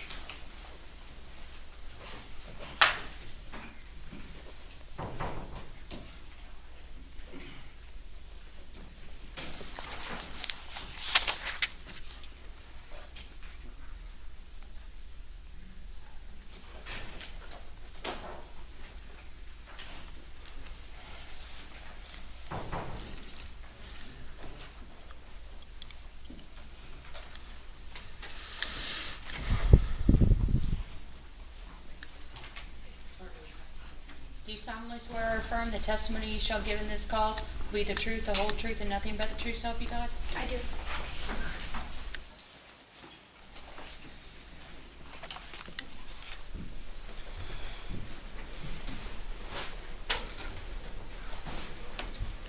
Go ahead, Mr. Garcia. Thank you, Your Honor. May it please the court. Ms. Parrish, good afternoon. Good afternoon. If you would, please, can you speak loudly and clearly into the microphone? And if you would, please, will you give all your answers to the jury, please? Yes, I will. All right. Can you state your full name? Amy Parrish. Can you spell your last name, please? P-A-R-I-S-H. All right. And what's your current profession? I currently work as a senior business analyst for a software analytics company. On January 13th of 2014, by whom were you employed? On that date, I was employed by the Pasco County Sheriff's Office as a forensic investigator. And how long had you been a forensic investigator with the Sheriff's Office on that date? On that date, it was right around 9 years. Okay. And can you share with us your education and training which allowed you to perform your duties? Sure. I started off with a associate's degree in crime scene technology. I also got an additional associate's degree in criminology. And then I also got a bachelor's from St. Leo, also in criminology. And throughout my career, I had about 300 or so additional training hours in law enforcement courses. Okay. And as of January 13th of 2014, how many crime scenes have you gone to and had processed? I don't know that I'd be able to give you an exact number, Can you give us an estimate? maybe at least several hundred. Okay, all right. And as a forensic investigator, is there a certain protocol that you follow once you arrive on scene? Yes, there is. Okay. Tell us the protocol that you follow as far as keeping the integrity of evidence.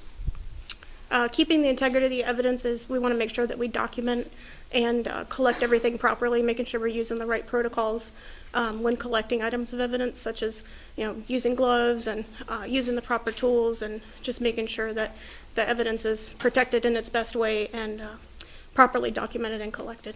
All right. Besides using gloves, would you? Is there occasions that you use the booties that you put on over your shoes? Yes, there is. And do you have Tyvek suits that sometimes you would use? We also have Tyvek suits that are assigned to us, yes. All right. On this particular occasion, on January 13th of 2014, did you use gloves? Yes, I use gloves. Did you have booties on over your shoes? I do recall wearing booties because I believe we had some that were stationed outside of the theater. All right. And tell us what happened as far as when you arrived on scene. What time did you arrive on scene?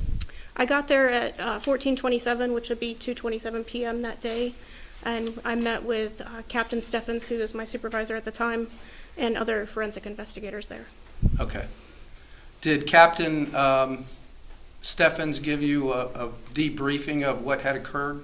Yes, what he had learned since he had been there, he just kind of gave me a quick briefing on what we had. Because when we first got there, we didn't know exactly what we had, but as I was there longer, I received more information. Okay. So as far as you were there, right? Mm-hmm. Forensic investigator Amy Kubin, was she there as well? Yes, she also met us there. There was numerous other forensic investigators, right? Yes, there was two others. Forensic investigator Miller and forensic investigator Garrison was also there. Okay. Were you given a particular assignment When I first got there. Well, normally investigators are given different assignments, right? One will videotape, one will photograph. Can you go through what each individual investigator was assigned to, if you remember? Sure. Well, when I first got there, they wanted me to handle the actual theater number 10. But I was also asked to do a couple other assignments, such as photograph and collect evidence from vehicles that were there. And also, I was asked to go out several days later for additional photography. Okay. Did you go into Theater 10? Yes, I did. And did you locate items of evidence which were later impounded by the Pasco County Sheriff's Office? Yes, sir, I did. And when you all went in to process the theater, did you label the rows like A, B, C, D, and so forth? Yes, after we finished photographing and just documenting items of evidence, we decided it would be easier to be able to reference the seating by assigning placards to it instead of counting the number of seats and everything. So we placed a piece of paper with letters A1 through 10, B1 through 10, C1 through 10 on the last three rows within that middle section of the theater. Okay. That kind of gives us a background, but once you went into that theater, what was the first thing that you did? First, just taking observations, and I also met with Detective Harris, who gave us additional information about where the incident occurred. Okay. Did you locate items of evidence in row 1, or which would have been labeled A? Yeah, it was later labeled A. There were items of evidence on the floor of that row. Okay. Did you document in your report what items of evidence were on row A? Yes, I did. Okay. Can you tell us what items you observed? Sure. On row A, there were items on the floor that were indicated by PIN numbers. When we say PIN numbers, that means a placement identification number. And it's just to show through photography where those items were located a little more easily because they're bright yellow numbers that show up. If you don't, is it okay if I refer to the? Judge May, well, would that refresh your memory? It would, just to make sure I get all of the items that were on row A. All right. May she do so, Judge? Oh, okay, thank you.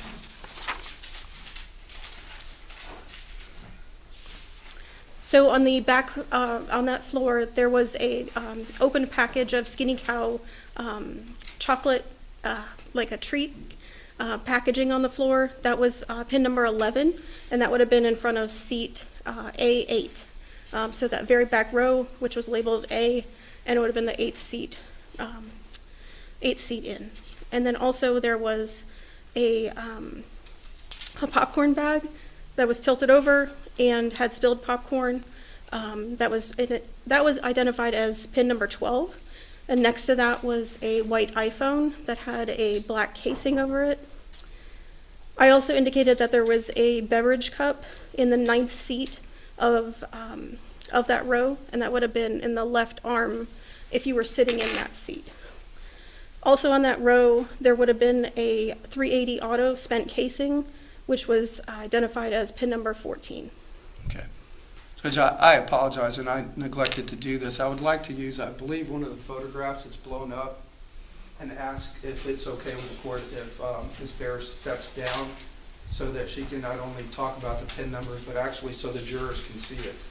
Are you gonna put it on the easel? Yes, Judge. I'll probably need to rearrange.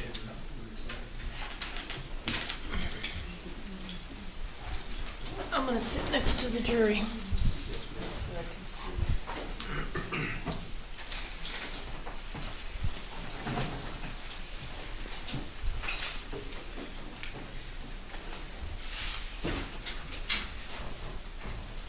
Leon, your Honor? Yes. As well, thank you.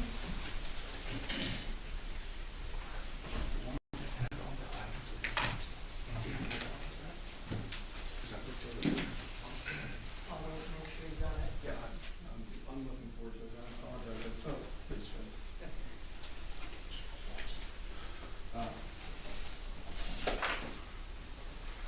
This one has this, so she's gonna have more.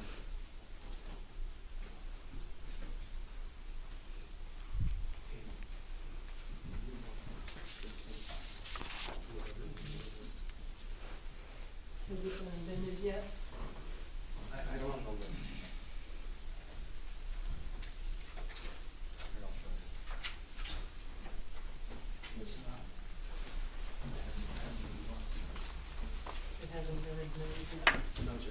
All right, you're gonna admit it through her before you publish it? Yes, sir. All right.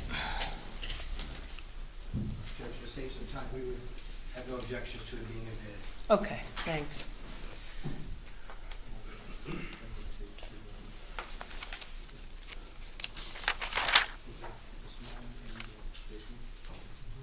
All right, so it'd be 21 and 22? They stipulated that they can, 21 and 22.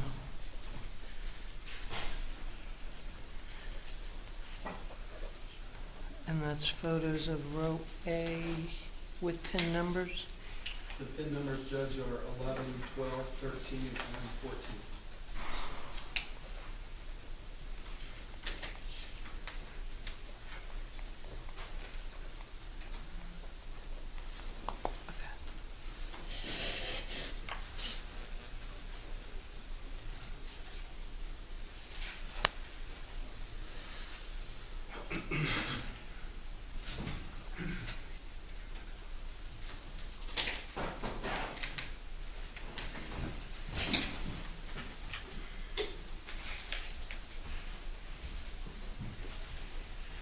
Judge, I'd ask the record to reflect that I'm showing the defense counsel the photograph and the flow of it.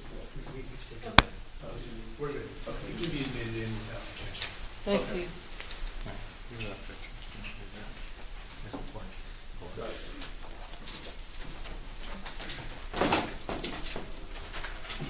Judge, may Ms. Parrish step down, please? She may.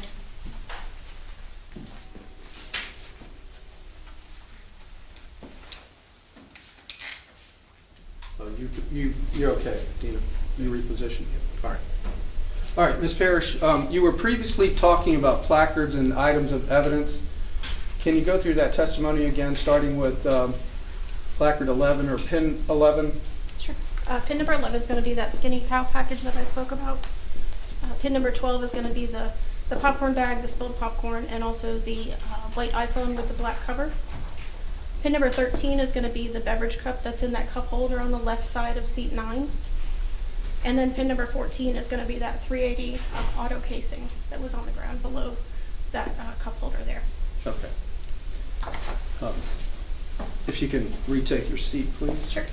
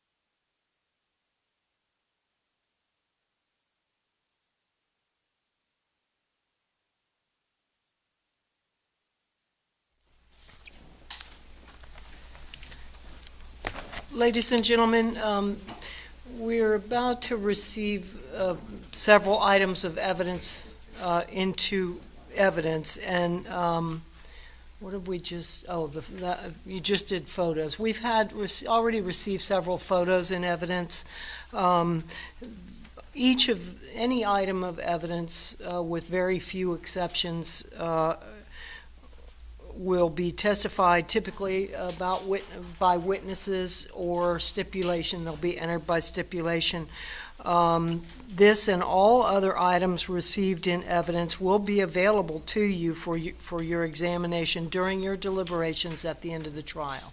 So anything that's received into evidence, you will get. I know you've gotten things published and you get to look at it real quick, but for the most part, everything that's received will go back with you, with a few small exceptions, but for the most part, everything will go back, okay?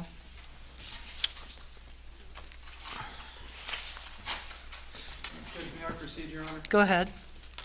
Judge, for the record, I'm showing it's been marked as State's Exhibit II for identification purposes to Ms. Parrish.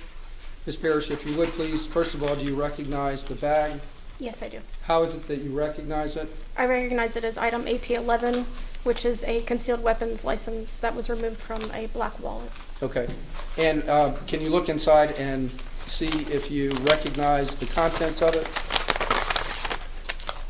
Yes, I do. Okay, and what is that? It's a concealed weapons firearm license for Curtis Reeves. Okay.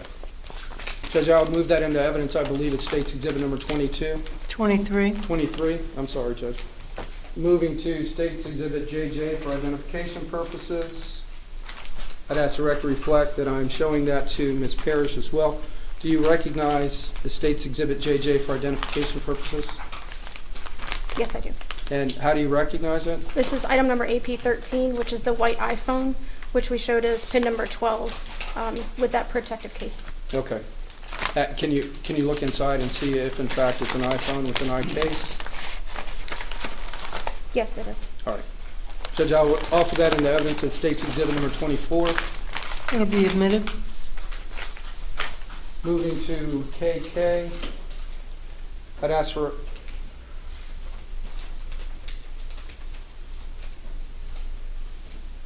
I'll just go. Judge, moving to, I apologize, moving to State's Exhibit HH for identification purposes. Ms. Parrish, do you recognize this item, and do you recognize the bag?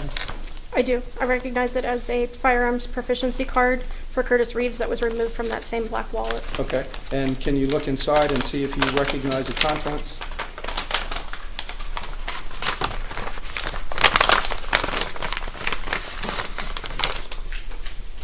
Yes, it's a firearm proficiency card for Curtis Reeves. Okay. Judge, I would offer what's been previously marked as HH as State's 25. It'll be admitted.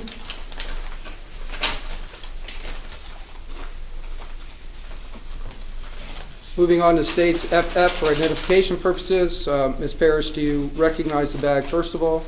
Yes, I do. How is it that you recognize it? I recognize it as a business card that I collected with the name David Bryant that was removed from the same black wallet. Okay. Can you look inside and see if you recognize the contents?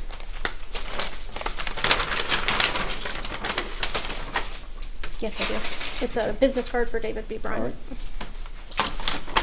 Judge, I would move into evidence what was previously marked as State's Exhibit FF for identification purposes as 25, I believe. 26. What I asked is that she can identify where it came from, so the jury knows exactly where that particular item was when she first found it. Okay, and I believe she did say Well- that. Didn't you say? I did on She a said- couple, but maybe not all of them. Okay, thank you. Okay. Judge, that was 25, correct? 26. 26? And where was that located, the business card? Yes, the business The card. business card was located in the black wallet, which is item number AP05. We just haven't gotten to the wallet yet. Moving on to State's Exhibit GG for identification purposes. Ms. Parrish, first of all, do you recognize the bag? Yes, I do. How is it that you recognize it? This is going to be a retired City of Tampa police identification card for Curtis J. Reeves that was removed from that same black wallet that I mentioned earlier. Can you look inside and see the contents?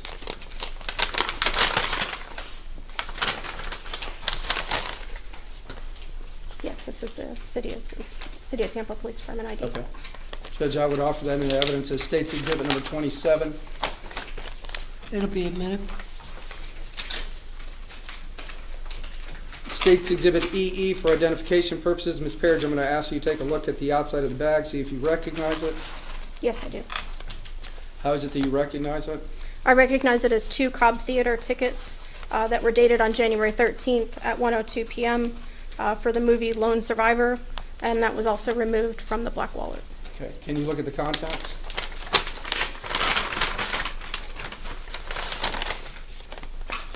Two in there.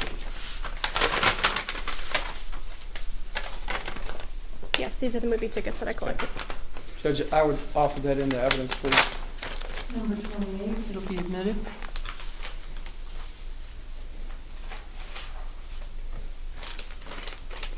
State's Exhibit DD for identification purposes. Do you recognize that bag? Yes, I do. How is it that you recognize it? I recognize it as the black wallet with the retired Tampa police captain badge inside. Okay. You want to look at the contents? Yes, this is what I collected at the scene. Judge, I'd offer that into evidence as State's Exhibit number 29.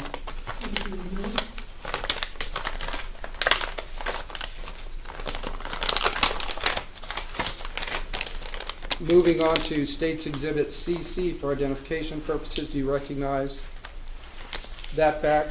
Yes, I do. And can you tell the members of this jury how you recognize it? Sure. This is going to be 4 Corbin 380 auto bullets that were removed from a magazine that was identified as item AP03 that I collected from Deputy Jones. Okay. Judge, I would move that into evidence as well. Is this one open? Number 30, it'll be admitted. Yeah, if you want to check the contents.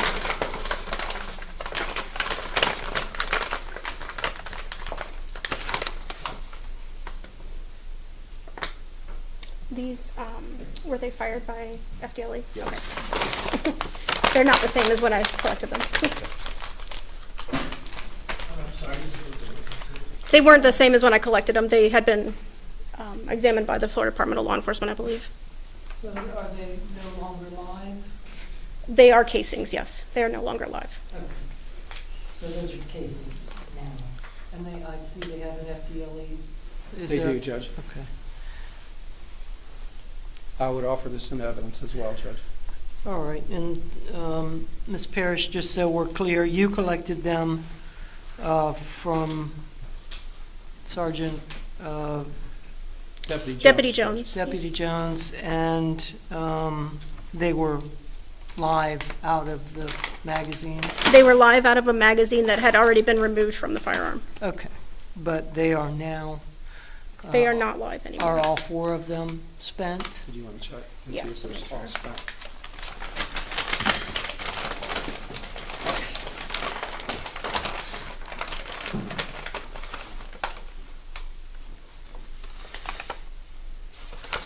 Yes, they are in fact all spent. Okay, thank you. And you did not receive them in that condition, but you also notice an FDLE sticker on there? Yes, ma'am. Okay. Judge, I'm sorry, what number are we up to? The next one will be 31. The casings are 30. This is 31? No, casings 30? are 30, yeah. Okay.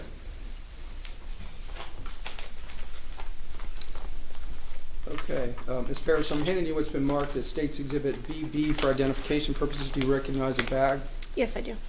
Do you recognize, and how do you recognize it? This is going to be the magazine that was removed from item AP01, which was the Keltec firearm.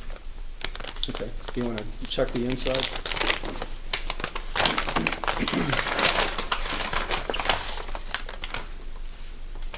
Other than a piece of tape that's been added, that's how it was collected. Okay. Judge, I apologize. What did you say? There's a piece of tape that was added. It's likely from the Florida Department of Law Enforcement on top of the magazine at this time. Judge, I would offer that in evidence as State's Exhibit number 31. 31, and that's the empty magazine? Ms. Parrish, I'm going to hand you what's been marked as State's Exhibit AA for identification purposes. Ask if you recognize the outside of the bag. Yes, I do. How's it, do you recognize it? This is going to be one Corbin 380 auto bullet that was removed from the chamber of item AP01, which is the Keltec firearm. Okay. Can you check the contents?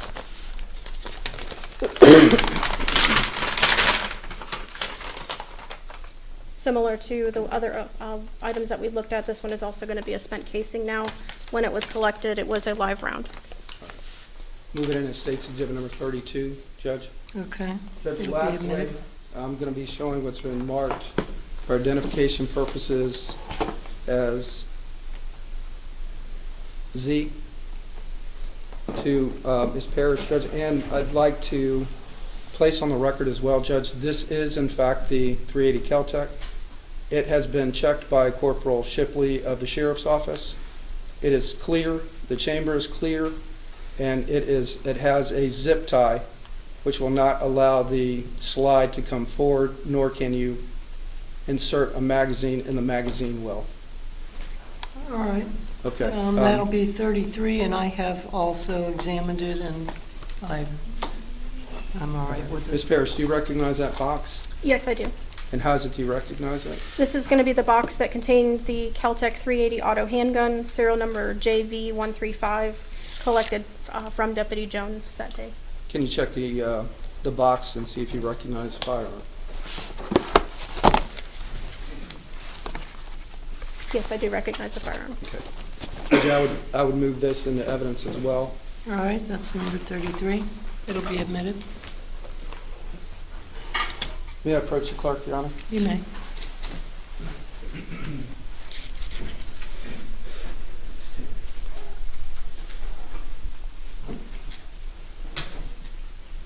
All right, so, Ms. Parrish, on January 13th of 2014, you photographed and documented all the items of evidence that were at the scene, That's correct. all right? Now, I believe one of them, item number 14, is the spent shell casing. May I refer back just momentarily? The spent shell casing is actually going to be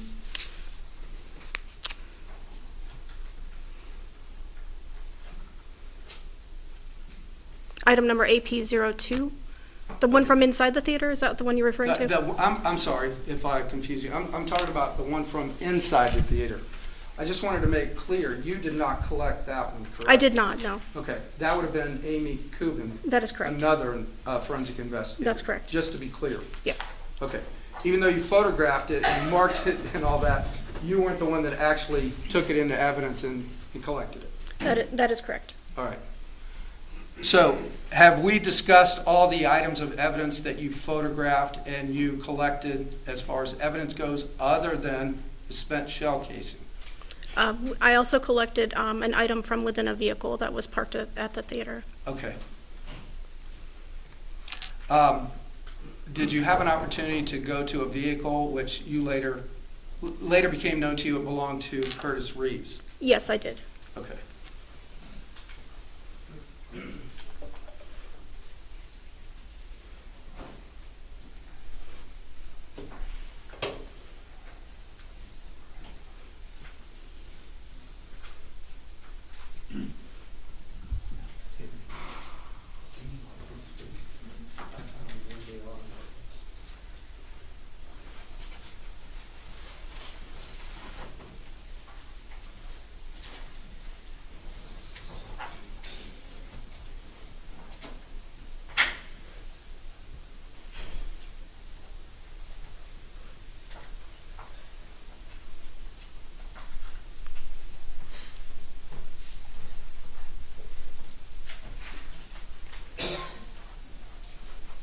Judge, may I set up the easel while she's marking that evidence? You may.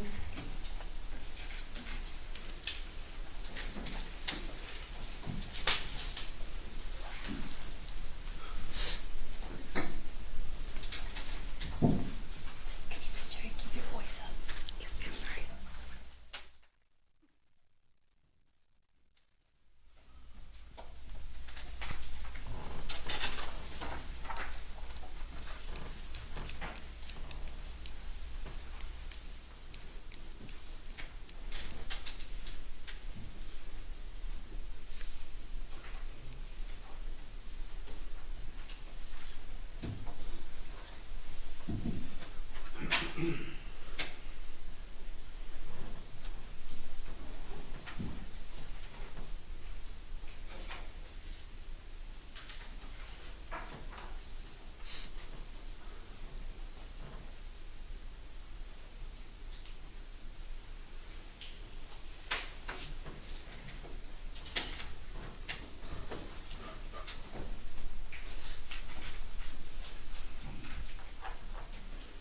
Judge, for the record, I'd ask the record reflect that I'm showing what's been marked as state's exhibits.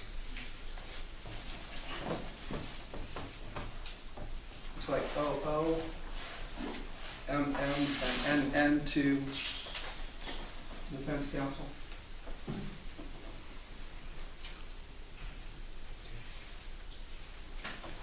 There's no objection if the state's moving to admit this in evidence this time. All right, are you gonna admit those that you got in your hand right there first? Okay. For the record, Judge, I'm showing, it looks like QQ.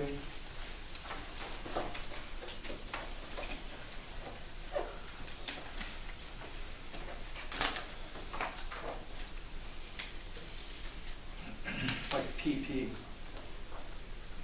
Yeah, QQ and PP. Likewise, Your Honor, no objection if the state wants to move to admit these items into evidence. Okay, thank you. So the first one, that'll be 34. The big one is the big photo of the vehicle. And I know. 35 will be the same photo, small. And what's 36? Is that a license tag, did I see?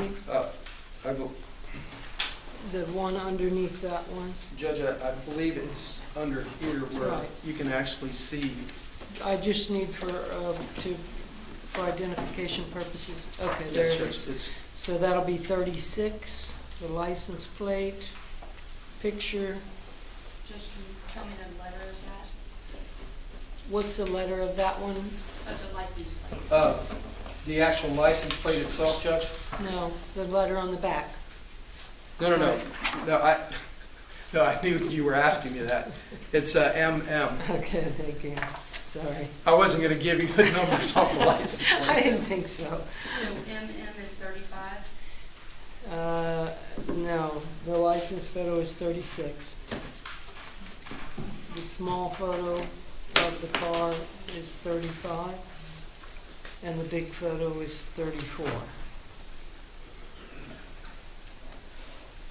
And then And then there's these photographs as well, Judge. There's. large photo of the front of the car, It's QQ.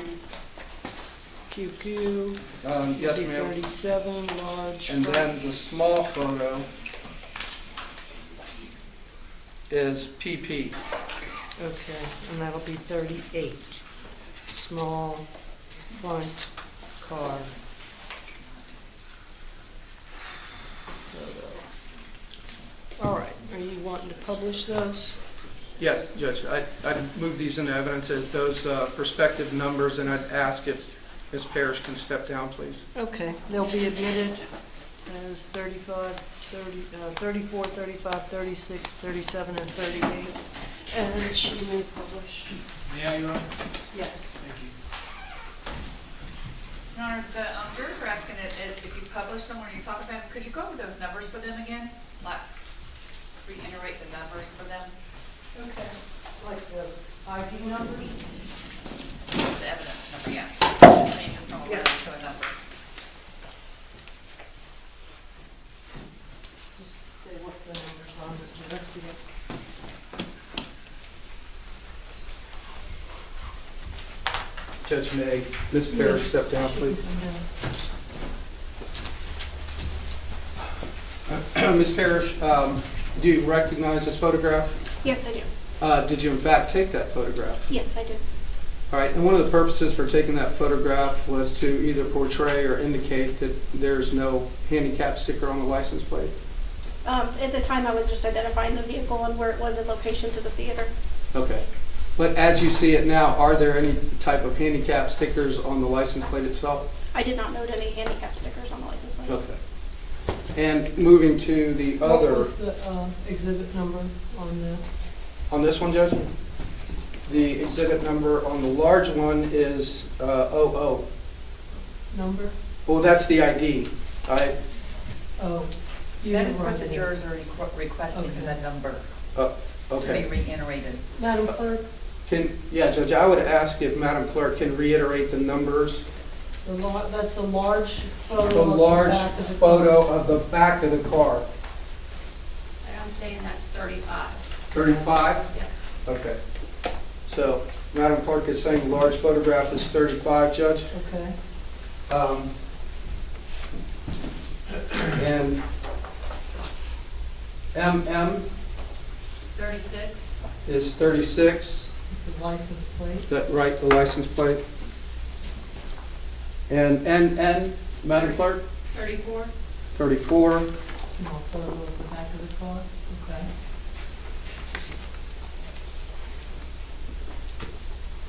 All right, and Ms. Parrish moving to the front of the vehicle now.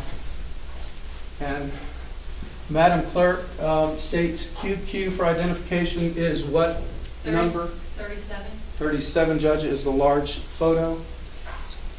And Ms. Parrish, do you recognize that photograph? Yes, I do. And how is it that you recognize it? It's a photograph of the silver Honda Accord that was parked in the southwest parking lot of the theater. Okay, and if you look at the front of the vehicle, specifically the rear view mirror, are there any type of placards or handicap stickers on the vehicle? No, there were not any handicap placards on the sticker, or on the mirror of the vehicle. Okay. And Madam Clerk, PP 38. is 38. It's same photo, it's just smaller than the blown up one.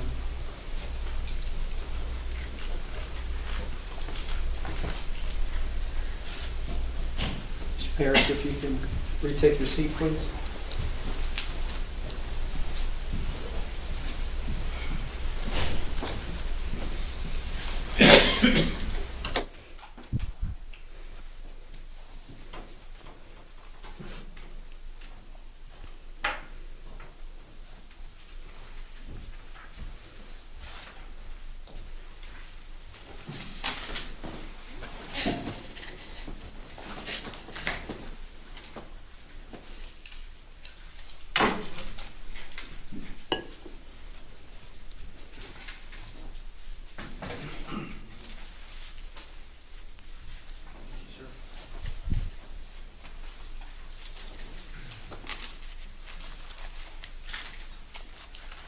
All right. Any other work that day, Ms. Parrish, on January 13th?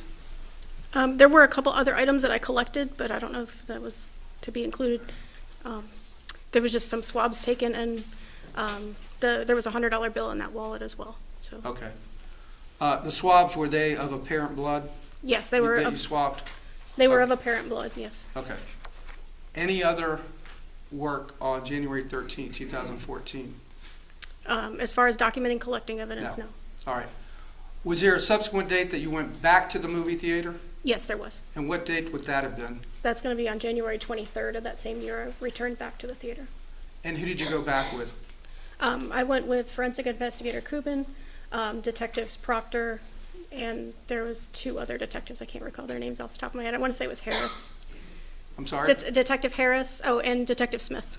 Okay. So Detective Proctor, Detective Harris, Detective Smith, And yourself, and forensic investigator Amy Kubin. yes, that's correct. And for what purpose did you go back? I wanted to take additional photographs of the theater just to portray more light. Because the theater is designed to be dark, I brought in some additional lighting stands just to be able to illuminate the seats better so that we could show where the seats were in the theater. What sources of light did you use to accomplish that? Just some regular photography lighting stands. And then we also did what's called painting with light, and that just means that you leave the shutter of the camera open to allow more light in, and we just kind of paint with a flashlight to be able to get more light into that photograph. Okay. Judge, may I have a moment, please? You may.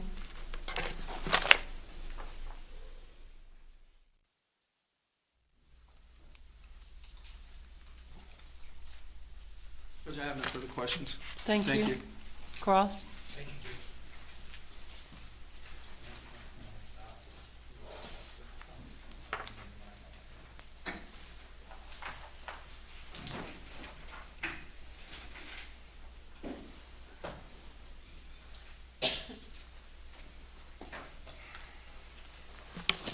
Okay, Ms. Parrish, when you were part of the forensic investigation team with Pasco County Sheriff's Office, when this happened, you had probably around 9.5 years' experience, right?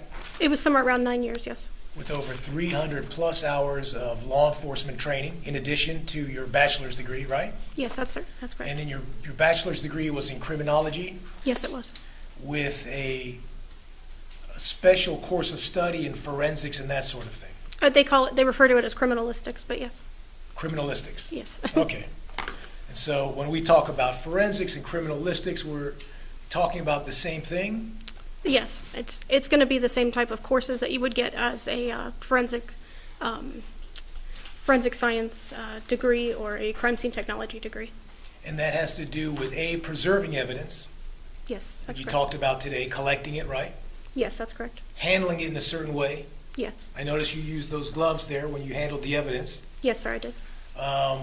And also kind of documenting the scene, right? Yes, It's important to document the scene so that, for instance, 8 years down the road like now, we can all look at it. The jury can look at kind of what it was at the time, right? yes, that's correct. And that also helps, for instance, the accused, because now his attorneys have access to certain information that you've preserved, right? Yes, that's correct. So in this case, you said that you went to the theater and you met with, I guess, you met with Sergeant Steffens first? He may have been sergeant at the time. When he left the sheriff's office, he was a captain. Okay. And so you met with Captain or Sergeant Steffens, and he told you basically what you have there, and what happened, right? That he knew of so far, yes, that's correct. Okay. So I imagine he told you, hey, this must be a self-defense case. No, he did not tell me that. He told you, hey, this is a case where somebody may have gotten hit with an object. No, he did not tell me that. So as far as you knew, it was just a shooting and they had the guy that fired the shot. I knew that there was a shooting within Theater 10. Okay? Because we can agree that, for instance, if it's a self-defense case, you may look for instance, for objects that may have been used to attack an individual that was defending himself, right? We would look for any type of evidence that would have involved that particular event. Okay. And so, but what I'm talking about is, for instance, if you go into a scene and you're told, hey, the person that's accused here is saying that he got hit with a blunt object. You're going to pay attention to objects. Let's say this is in a small house. You're going to pay attention to objects that you normally wouldn't pay attention to, right? Yes, if I had been told that information, I would look for objects that could have been used, correct? For instance, if you went into a house and somebody said they got hit with something, they're not sure what, and they had a pool table, right? You'd probably look at the pool balls, Yes, because a pool ball can be a weapon that can seriously injure someone, right? sure. Or you could look for something as innocuous or something seemingly as harmless as maybe a kitchen utensil of some type, right? If that was part of the event, then yes, I would. Well, but if you didn't know, but you were told, hey, somebody may have gotten hit with something, you might look for maybe an ice cream scoop that was on the counter or something like that, right? That's correct. I would also try to identify the object, because there's going to be a lot of objects within a home, so I try to get more information about what that object could have been. Okay, and so if you were told that somebody had been struck with an object, or at least is saying they'd been struck with an object, if the detectives told you that, now you're going to look at things a little differently, right? That's true, yes. Or at least ask for more information. Yes, I would. And those items that you would normally just photograph, you might preserve in a different fashion to see if there was any sort of physical evidence on those items, right? Yes, if there was some type of, maybe there would be some apparent blood on an item, sure, yes. Or DNA, That's correct. or fingerprints, Yes, that's correct. those sort of things. Yes, sir. And so in this particular case, you didn't have any of that information, right? I'm sorry, can you repeat You didn't that? have any of that sort of information in this case, Not that an object had been thrown, no, I did not. or that it was even a self-defense case. No, I did not. And then you also spoke to Detective Harris. Harris didn't tell you any of those things either, did he? I don't recall Detective Harris telling me that, no. And so again, essentially, you just photographed the items as they were there in the theater, right? Yes, sir. In terms of being able to preserve the scene so we could all see it, since you didn't know that, did you know, well, let me ask you, did you know this happened in a darkened theater, for instance? I did not know the lighting situation at the time. Did you know that this happened with one individual seated in the back row and other individuals standing over him. I may have known that at the time. I don't recall if I knew those specifics. Judge, I'm going to object to that characterization of another individual standing over him. I don't believe there's been any testimony to that effect.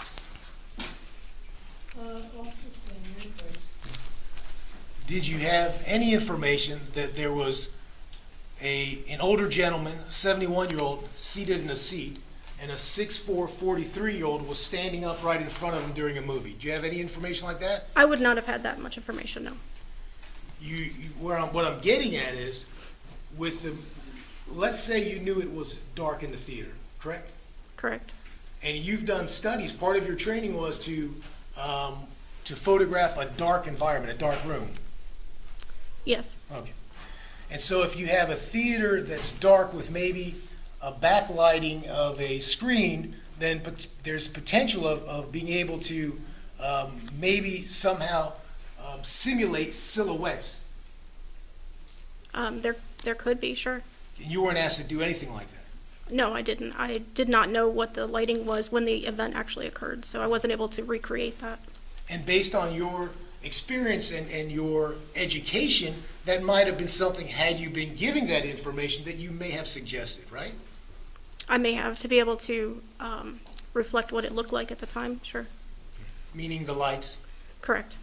at the very least, and maybe even the sound, right? Maybe, if it was, yeah. Okay. Now, let me look, if I may,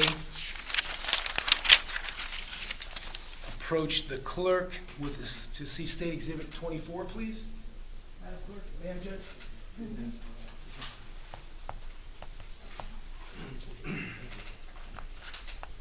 All right. Now, describe to me, you said as you were gathering evidence, you talked about, for instance, the shell casing within the theater. Now, when you went into the theater, you put gloves on? Yes, I had gloves on in the theater. And what sort of gloves do you put on? For myself, I wore a nitrile glove because I'm allergic to latex that just covers your hands. Okay. And may I approach the witness for a second? Thank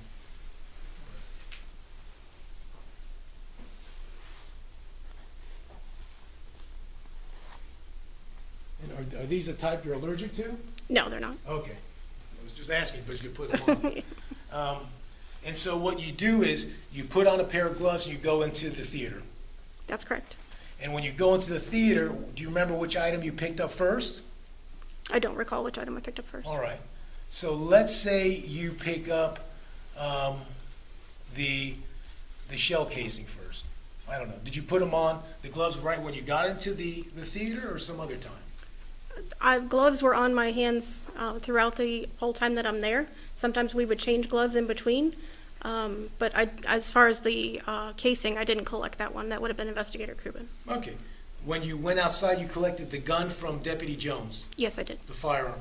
And the magazine, and right, as well? Yes, that is correct. And those items were taken out of the theater and they were in the trunk, Deputy Jones's trunk? Yes, that's correct. And so that's where you got them?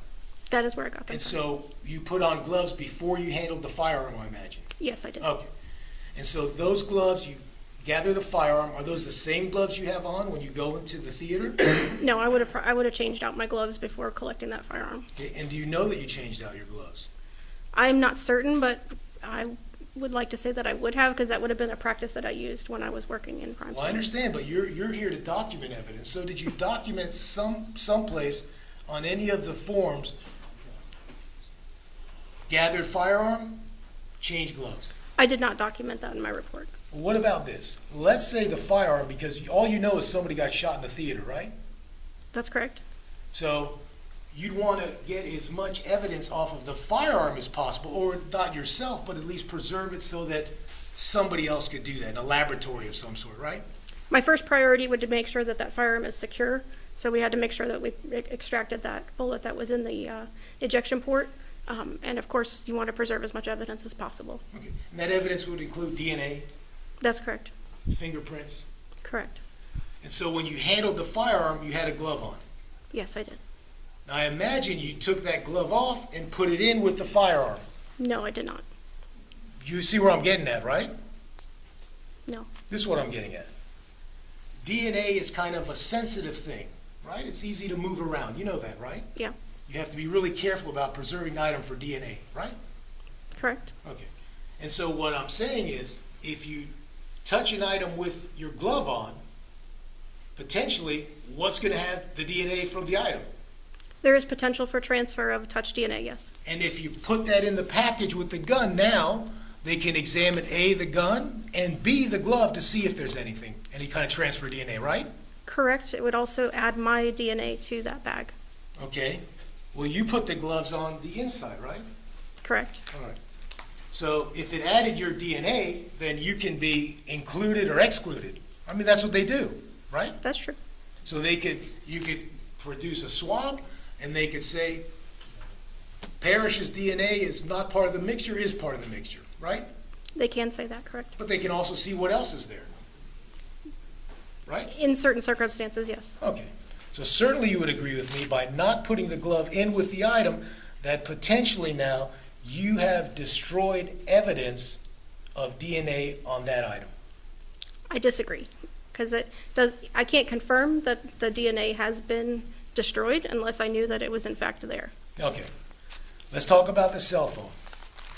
You had gloves on when you grabbed the cell phone off the floor? Yes, I did. Okay. And how did you grab the cell phone? Was it face up? Let me ask you that. It was face up when it was on the ground, yes. Okay. And so the screen was right side up? The screen was right side up. And when you grabbed it, how did you grab it? Do you remember? If you don't remember, don't say. But if you remember, then tell me how you grabbed it. I don't recall how I grabbed the phone. You had it with gloves on? Yes, I did. And again, the gloves aren't in the packet with the cell phone, right? No, we don't keep our gloves in our bags. Okay. And so in this particular case, I'm going to tell you that they couldn't determine, the lab, that even the owner of the phone's DNA was on it. And so potentially, That's not accurate. All right. What? Yes, approach.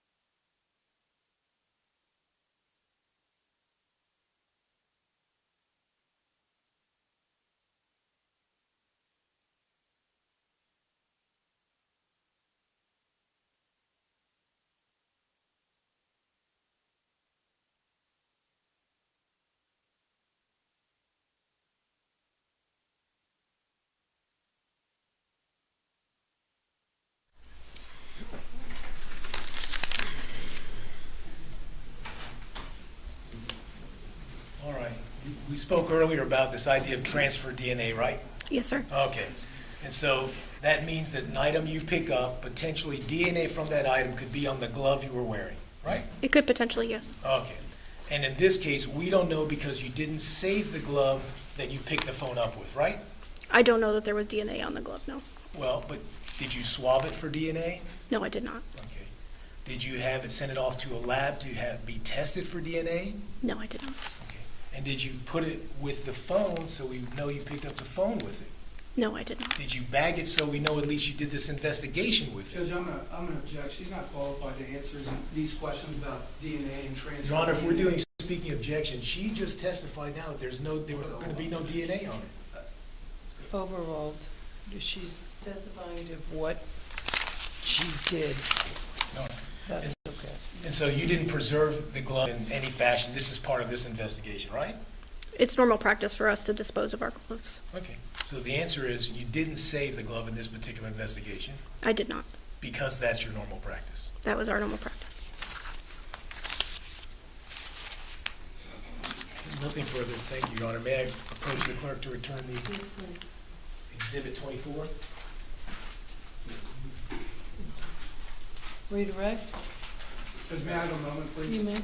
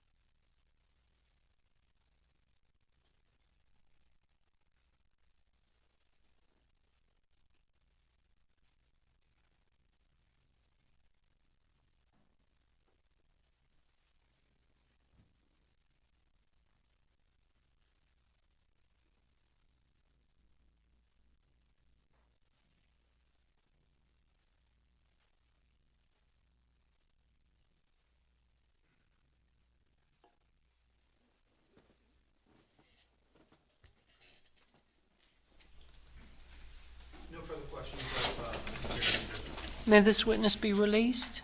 yes, Your Honor. Is she subject to recall? We have her under subpoena. Okay.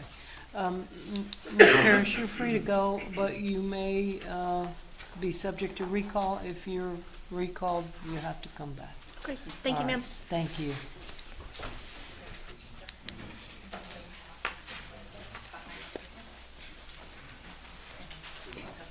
Council approach.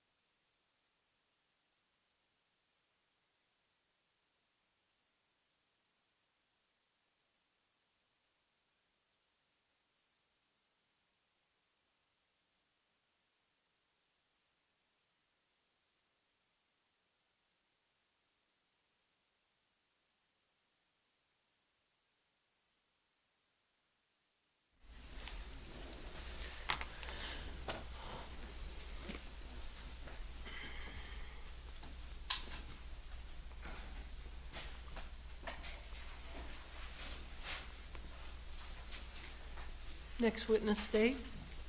Going to the state, we call Amy Kubin.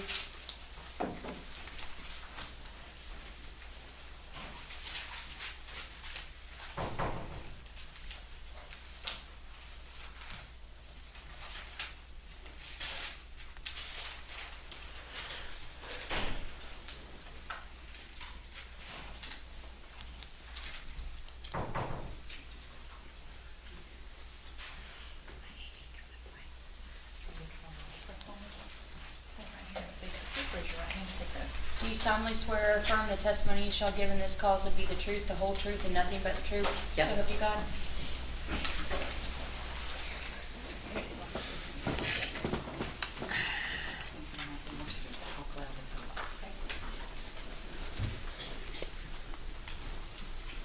Go ahead, Mr. Garcia. Thank you, Your Honor. May it please the court, counsel. Ms. Kubin, good afternoon. Good afternoon. Ms. Kubin, I'm going to ask that you speak loudly and clearly into the microphone, please, and if you would direct all your answers to the members of this jury. Okay. Can you state your full name and spell your last name for the court reporter? Amy Suzanne Kubin, K-U-B as in boy, I-N as in Nancy.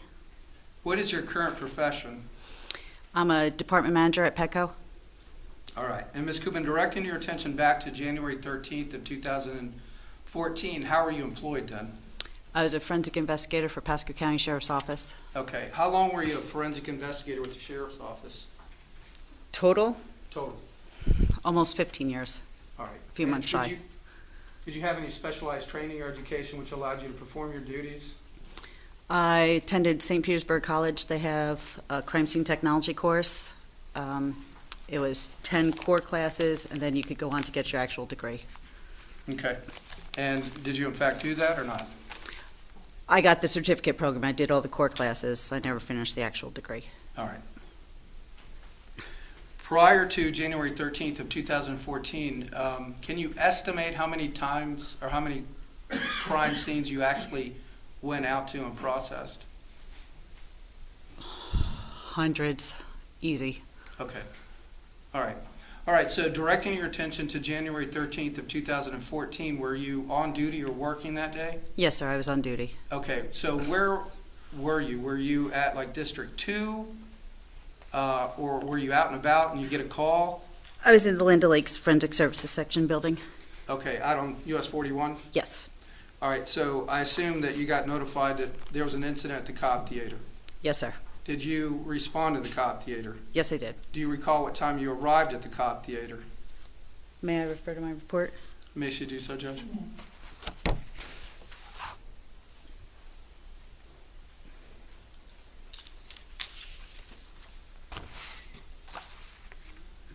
I arrived at 14:27, 2:27. 2:27 in the afternoon. Yes, sir. All right, were other forensic investigators going to the scene as well? Yes, sir. Okay. When you arrived on scene, did you meet with anyone?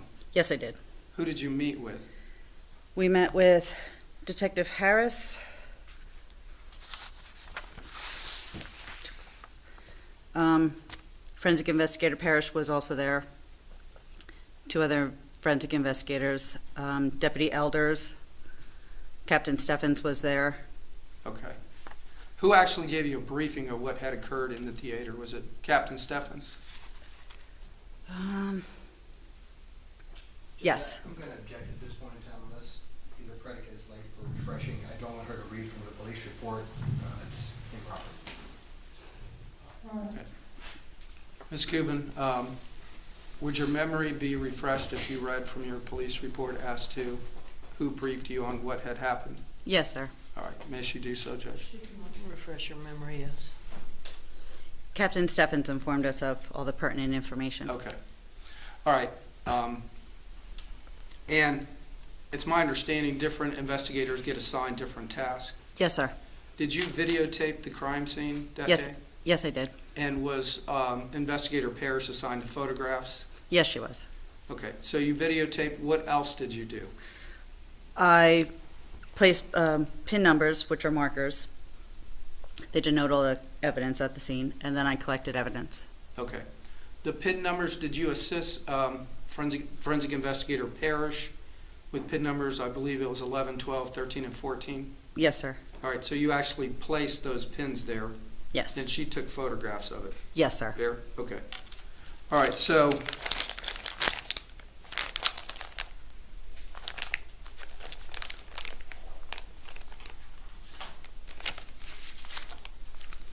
Judge, I'm going to ask well, actually, I need to approach the clerk, Your Honor.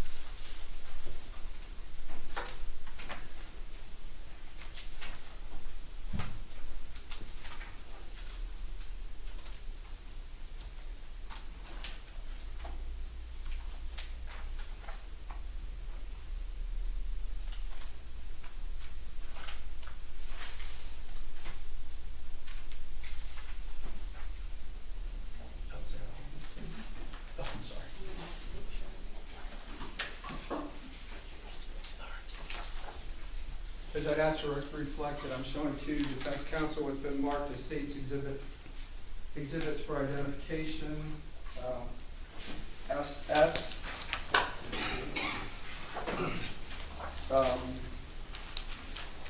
TT,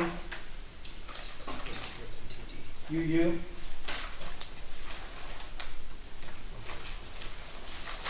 UU, and VV.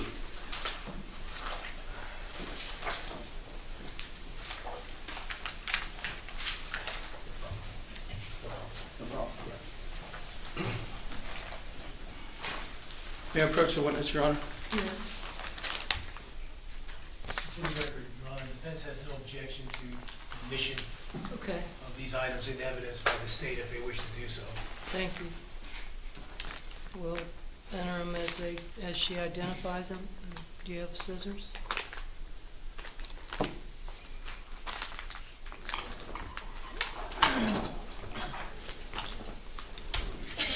Amy, do you want gloves? Yes. Here they come.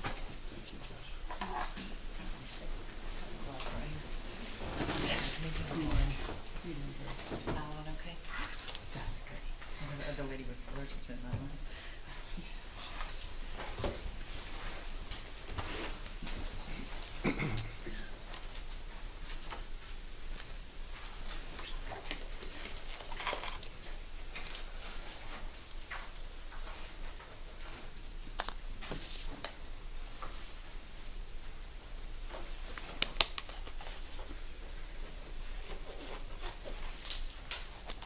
May I proceed, Judge? You may. All right, for the record, Ms. Kubin, I'm handing you what's been marked as state's SS for identification purposes. Do you recognize that photograph? Yes, I do. And did you place that pin next to the object? Yes, I did. And what's portrayed in the photograph? There's a shell casing. Okay, a spent shell casing? Yes, sir. All right. Judge, I would move that into evidence as 39. 39. Mm-hmm. It'll be admitted? Judge, may she step down for demonstrational purposes? I'd like to publish this to the jury at this time. Okay. Does she need to publish it, or I'm sorry, Judge? does she need to publish it? Or do you want to just do it? Oh, I was gonna, well, I wanted her to assist me in it, Judge, to point out where the shell casing, it's hard to see in the photo. Okay. Okay, Ms. Kubin, for the record, it's been introduced in the evidence. Can you point out to the members of the jury where exactly the shell casing is in the photograph? It's actually right there. Okay, we'll move this way then. It's to the left of my finger. All right, let's keep moving so everyone can see it. I can't see it. You can't, okay. It's way far away. It's too dark. Step down between those.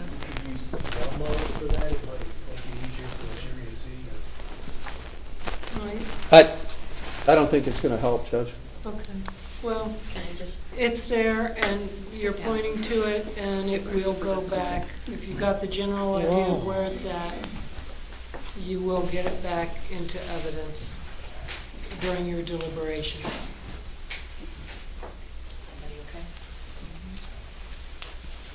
Okay, you can retake your seat.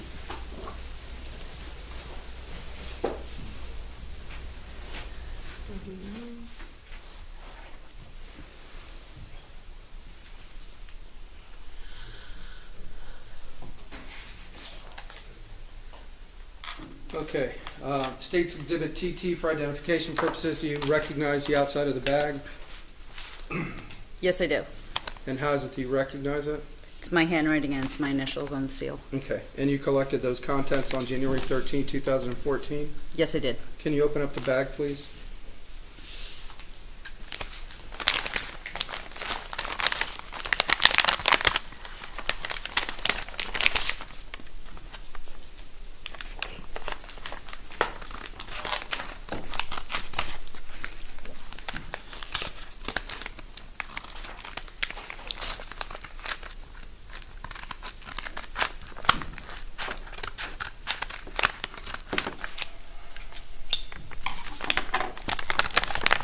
Do you want me to remove the item? Yes, please.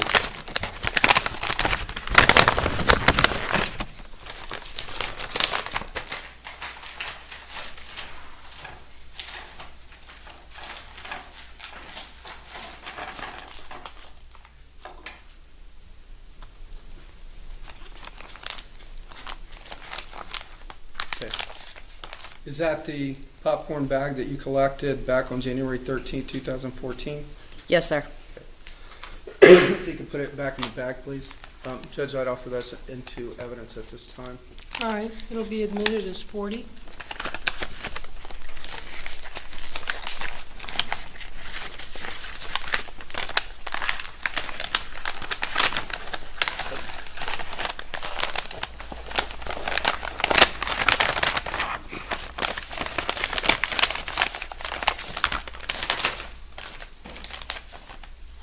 I'm handing you what's been marked as State's Exhibit UU for identification purposes. Do you recognize the bag? Yes, sir. And how is it that you recognize it? It's my handwriting and my initial. Okay. And if you would open it up, please, and see if you recognize the contents.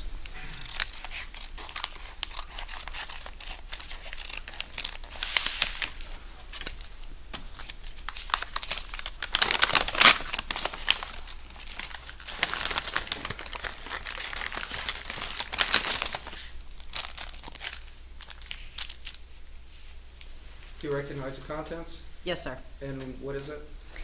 It's a empty package of skinny cow creaming clusters. All right. Judge, I would offer that in evidence as State's Exhibit number 41. It'll be admitted. If you can repackage that, please.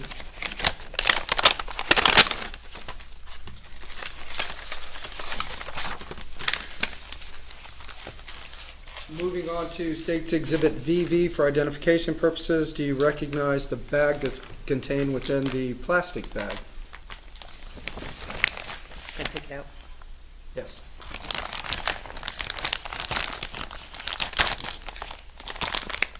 Yes. It's my handwriting and my initials on the seal. Can you open the bag, please, and see if you recognize the contents?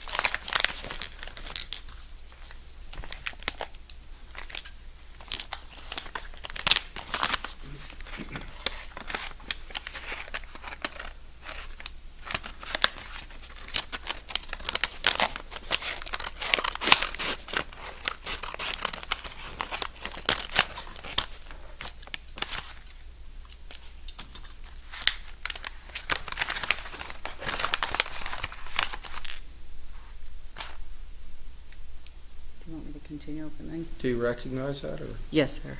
Okay. And from the outside of the bag, is that the spent shell casing? It appears to be. Okay. Those are my initials. Was that the spent casing that was at pin number 14? Yes, sir. Okay. Judge, I would move that into evidence as well. Will be admitted as 42. 42.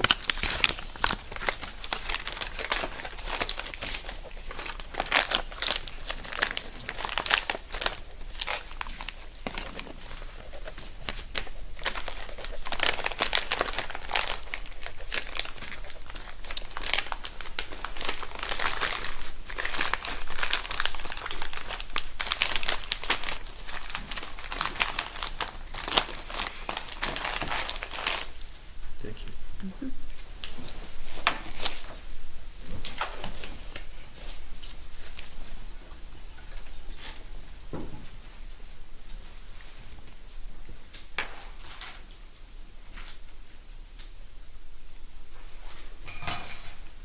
All right, so Ms. Kubin, on January 13th, you testified to collecting those items in the theater that day. Is there anything else that you did as part of your regular duties that day? Package the evidence. Okay. All right, my understanding is you had another involvement in this case, right? Yes. Can you share with us the date that you did additional work on this? I believe it was January 23rd. Okay. And can you tell us where you went and what you did? Forensic investigator Parrish and myself assisted the detectives Proctor, Harrison, Smith. We returned to the theater to rephotograph using additional lighting. Okay. Additional light sources. Yes, sir. Did you do the photographing, or did forensic investigator Parrish do the photographing? Forensic investigator Parrish. Okay, so I assume you assisted. Yes, sir. Did you do anything else as far as this investigation goes? At that time, I attempted to take apparent measurements of a couple of the seats in row A and row B. Okay. Did you take those measurements? Yes, sir. Okay. And when you say measurements, are you saying the seat itself in the back, or? It was distances. Okay. All right. So share with us, what were the distances? In row A, which would be row 7 technically, the distance from the exterior armrest at one end of the row to the exterior armrest at the other end of the row was 46 feet. I'm sorry, was what? 46 feet. 46 feet from, say that again. It says distance from exterior armrest at one end, row A, to exterior armrest, row A, at other end. Oh, okay.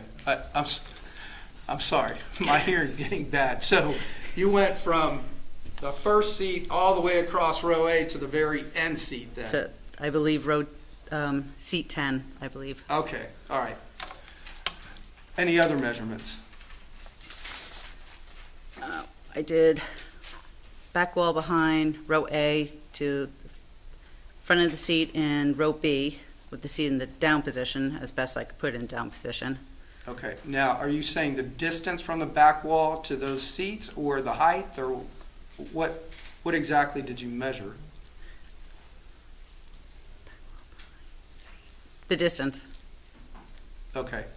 The distance from the wall to row A? From, yeah, the theater was divided into 3 sections. And we were in the middle section, and there was a wall behind it. Okay. All right. I don't have any further questions, Judge. Just real briefly. Okay. Counsel. Good afternoon, Ms. Kubin. Good afternoon.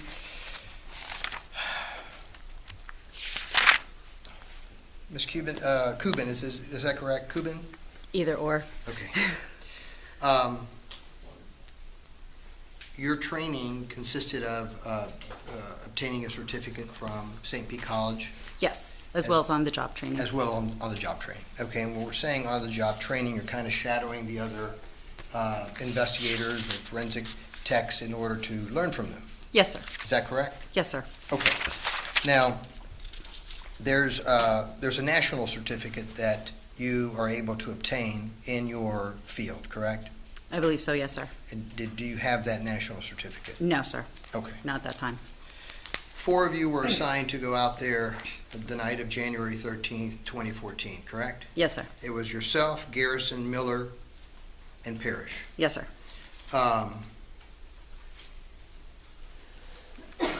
The only information that was given to you initially was there was a shooting, correct? Yes. Okay. And so, when you get there, and you're assigned, your duties to go in and forensically preserve this theater tent,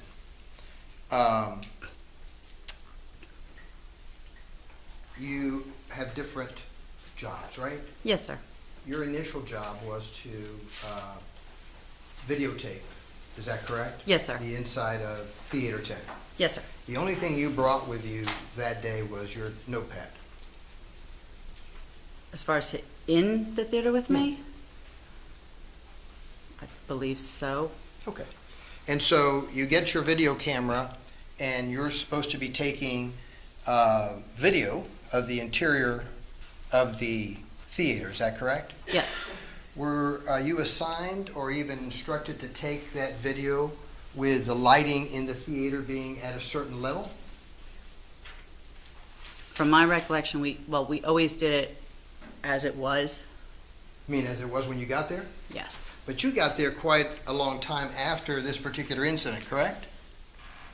I don't know what time the exact incident occurred. Well, let me ask you a question. Would your report help you in remembering what time you got there?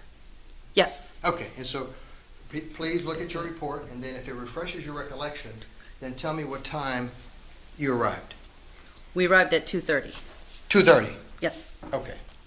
So approximately about an hour after the incident, correct? Well, our unit got called at 2:02. Your unit got called at 2:02. Mhm. Did anybody tell you what time the incident had allegedly occurred? No, sir. Okay. So you get there 2:30, Yes, sir. right? And you go in with the rest of your group, your assignment, videotape. Nobody tells you, hey, listen, we want you to videotape at a certain level of lighting there. No.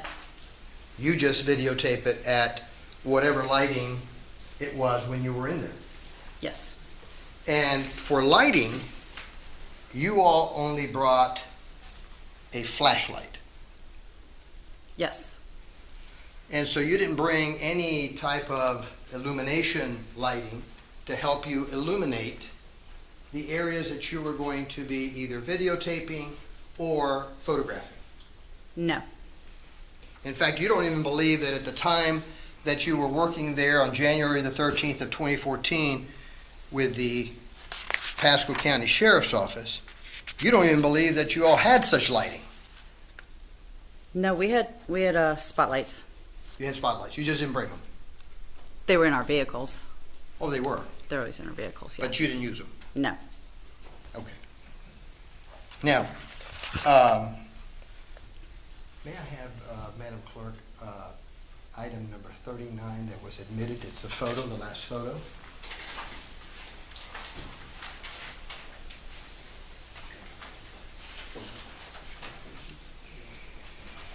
This photo is up to you. I believe it was 39.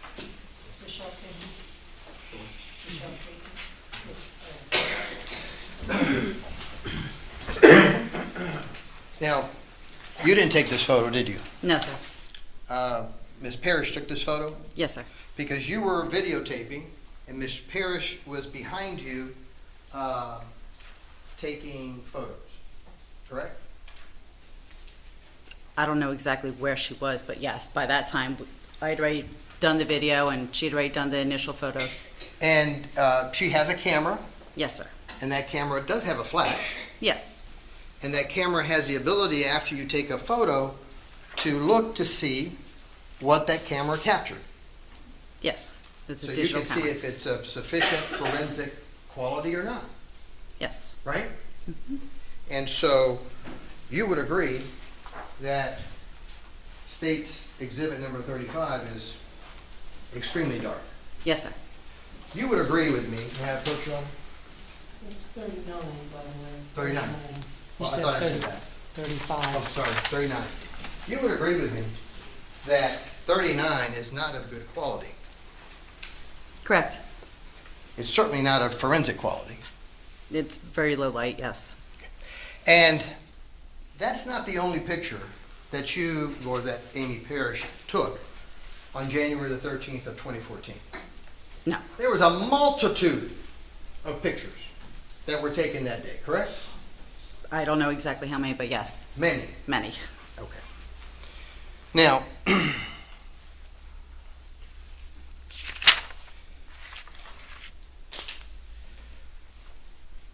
when you all got there and you started doing your work, you didn't see Detective Proctor, who was the lead detective in this case, for quite some time after you were already there. Correct. You didn't see him coming into the theater until some time, quite some time, after you already were in the theater. I believe so, yes. And so you finish your work there, correct? Yes. And then 10 days later, the detectives say to you, we need you to come back out because the photographs that were taken on January the 13th of 2014 were insufficient. They told us they wanted additional photos. It wasn't Amy Parrish that said that she thought they were insufficient. It was detectives that actually told you that they were insufficient, correct? I don't recall who exactly told us, but they told us to meet us out there The detectives did. to take additional photos. Okay. I don't have any further questions. No, ma'am. May this witness be released? Yes, ma'am. All right, thank you, Ms. Kubin, you're free to go. Thank you. You got one more short one? Should be quick, Judge. Okay.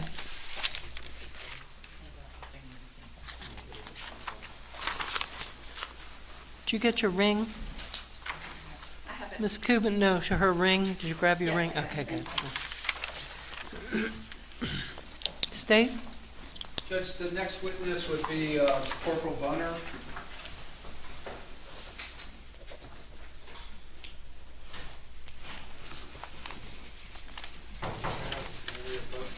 Yes?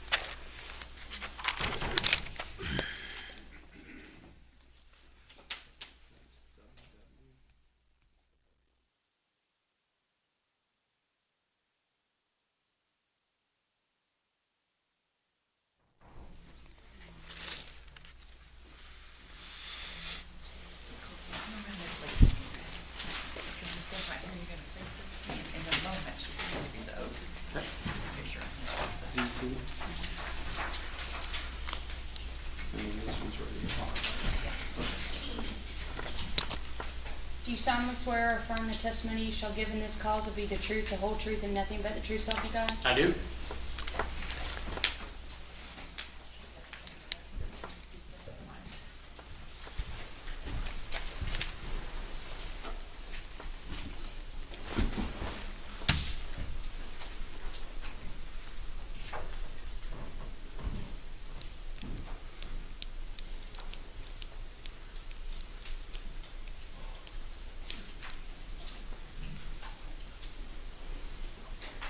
May I proceed, Judge? Go ahead, Mr. Garcia. Thank you, Your Honor. May it please the court.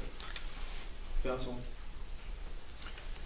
Deputy Bunner, good afternoon, sir. Good afternoon. I'm going to ask that you speak loudly and clearly into the microphone, please, and direct all your answers to the members of this jury. If you would, please, can you state your full legal name and spell your last name? Full name is Stephen Bunner. Last name spelling is Bunner. And Deputy Bunner, what is your current profession? Deputy Sheriff. And are you assigned to any particular division within the sheriff's office, or? Just patrol operations. Okay. Deputy Bunner, directing your attention to January 13th of 2014, do you recall that date? I do. What time were you going on duty? I was scheduled 2 p.m. to 2 a.m. that day.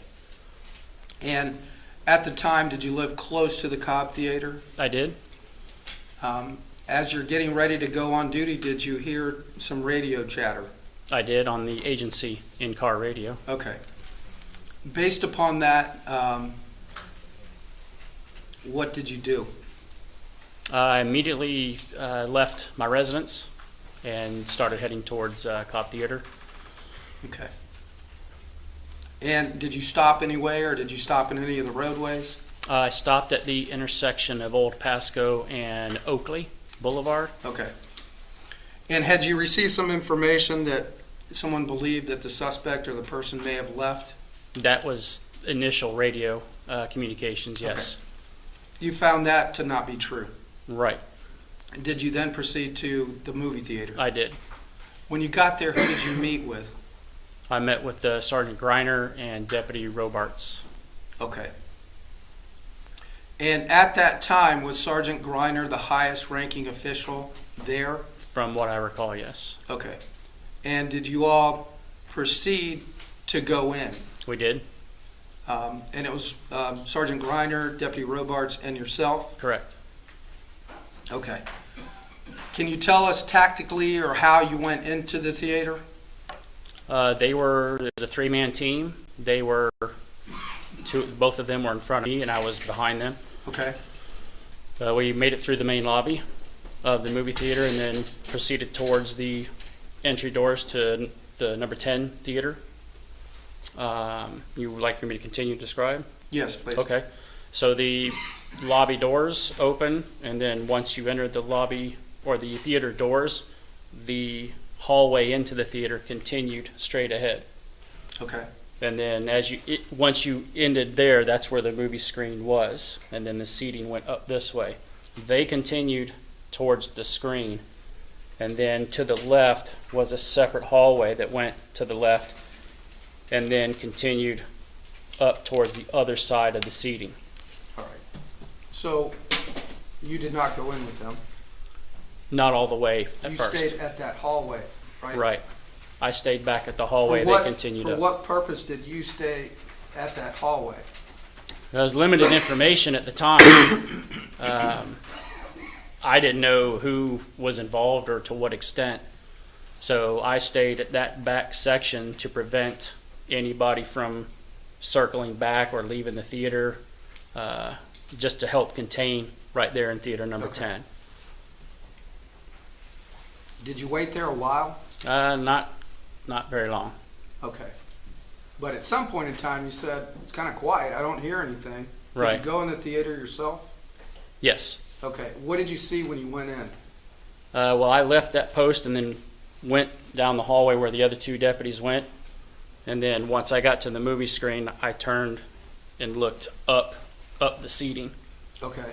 And then once I turned, I was at the bottom and looked up, that's when I saw Sergeant Griner and Deputy Robarts up at the top level, or near the top level. Okay. And they were detaining Mr. Reeves at that time? At that time, yes. All right. After that, did you have an occasion to be assigned to the defendant's vehicle? I was, yes. A silver Honda? Yes, Did you locate that vehicle in the parking lot? I did. And I think we have.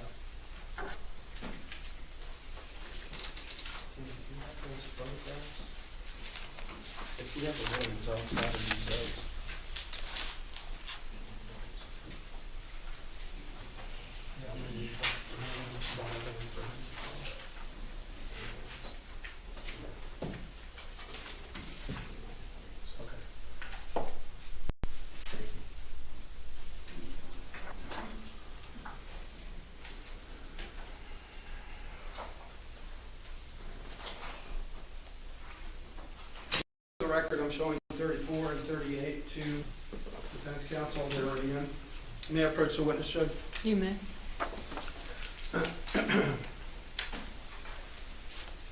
Deputy Bunner, do you recognize that photograph? Yes. And this one as well, the front of the Honda, the rear of the Honda? Yes.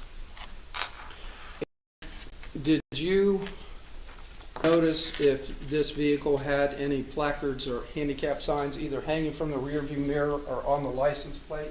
I don't recall seeing any. Okay.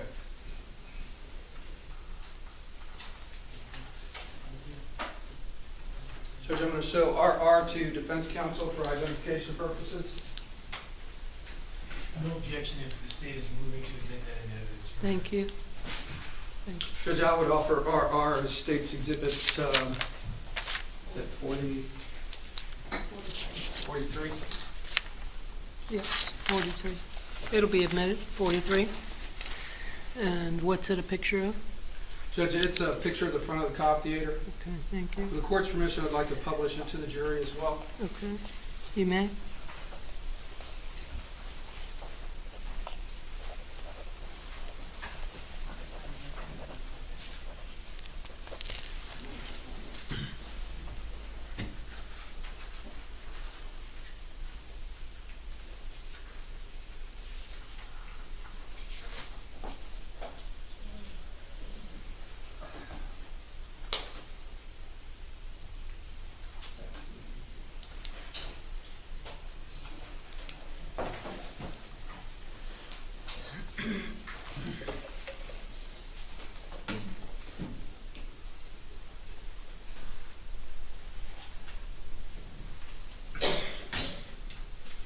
May I approach the witness, Judge?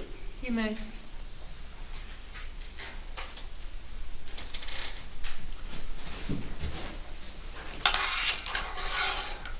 Wait till they. Well, likewise, these next two exhibits, I guess there are four because there's a photograph and a poster board. The defense has no objection if the state wishes to admit them at this time and assign them according to the numbers. Okay, thank you. Judge, we can go ahead and move them in, and then I'll have Deputy Bunner step down. Okay, So, that'll work. There'll be, what do you got? You have 43 was a small photo of the theater, so I'm trying to do it by your letters. alphabetically, Yeah. Judge, so it kind of, we have XX, which is a large photograph of The the theater. front of the theater. Okay, so that'll be 44. And then we have, same photograph, a smaller version, which is WW. Is that different from the other one? Yes, it is, okay. WW is 45, small photo.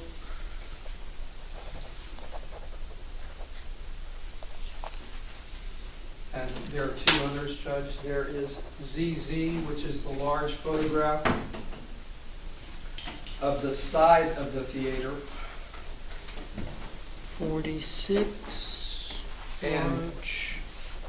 YY is the small photograph of the same Okay. picture. 47, small, side, okay.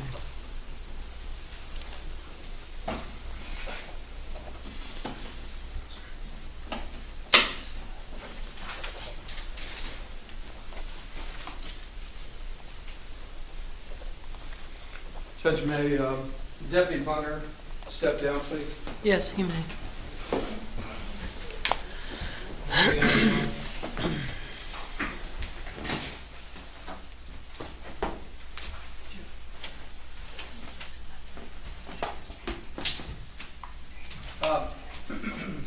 Deputy Bunner, if you would, please. Judge, may I also relocate? Yes, go ahead. Thank you. On that date of January 13th of 2014, can you tell the members of this jury where the defendant's vehicle is located? Right there. No, I'm sorry, right here by this, I don't know what vehicle that is. Okay. Right there. And were you asked to determine the distance from the theater to that vehicle? I was. And how did you measure that distance? In my patrol car, I carry a little handheld that has a wheel on it, has almost like an odometer on a car, and it measures feet as you roll it. So I walked. You want me to continue? Yes, please. Okay. So I parked my patrol car in the same spot, and then walked what I personally would think would be a logical path to walk to the main office. And I took my roller to the front bumper of my patrol car and walked from here onto the sidewalk, around and through, which I can't recall which pillar in between, and then to the center of the box office. And I measured one trip that way, and then did the same in return, and walked back to my patrol car. And I don't think I took the exact path. I kind of walked across this way. Okay. And can you share with the members of this jury the distance that you determined it to be? I averaged it out in between, I think it came out to be 132.15 yards on average between here and here. Okay. If you can retake your seat, please.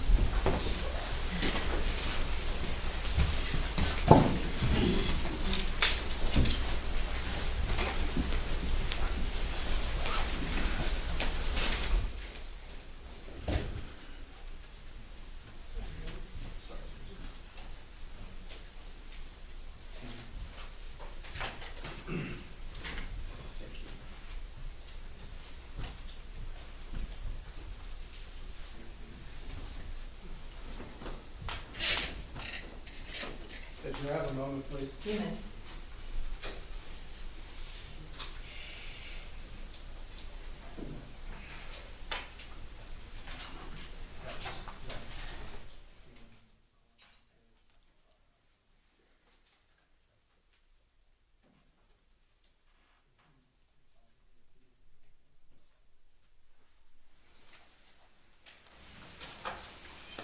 Judge, I don't have any further questions of Deputy Bunner. Thank you. Mr. Garcia.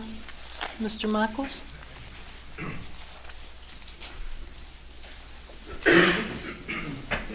When did you conduct this measurement experiment thing? When did you do this? January 11th of 2022. Okay.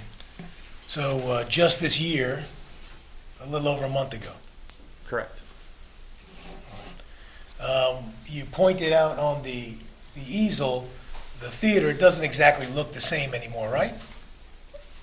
I couldn't tell you if it looks the same or not. I've only been out there the one time.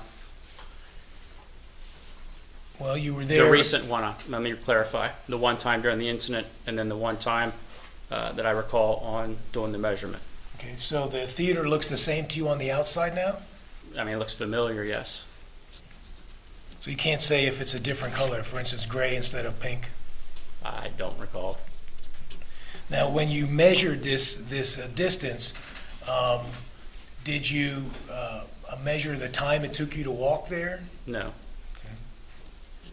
Do you know what time, by any sort of, I don't know, surveillance or anything, that Mr. and Mrs. Reeves arrived at the theater on January 13th of 2014? I'm sorry, I don't understand the question. Do you know what time Mr. and Mrs. Reeves arrived to park in that space that you pointed out? I don't. Then?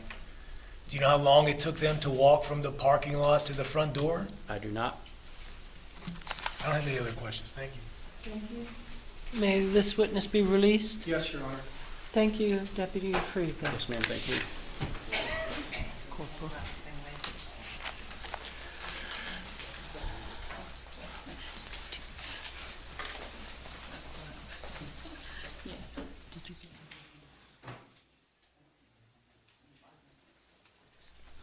All right, ladies and gentlemen, we've reached a stopping time for today. I'd like to begin at 8:30 again tomorrow, and please remember my instructions during the recess. No independent research, no watching the news, no discussions, and even amongst yourselves. Any questions thus far? All right. we're moving along, as you can see. And we'll see you all in the morning. Thank you. All right, we're gonna recess till 8:30 in the morning. Yeah.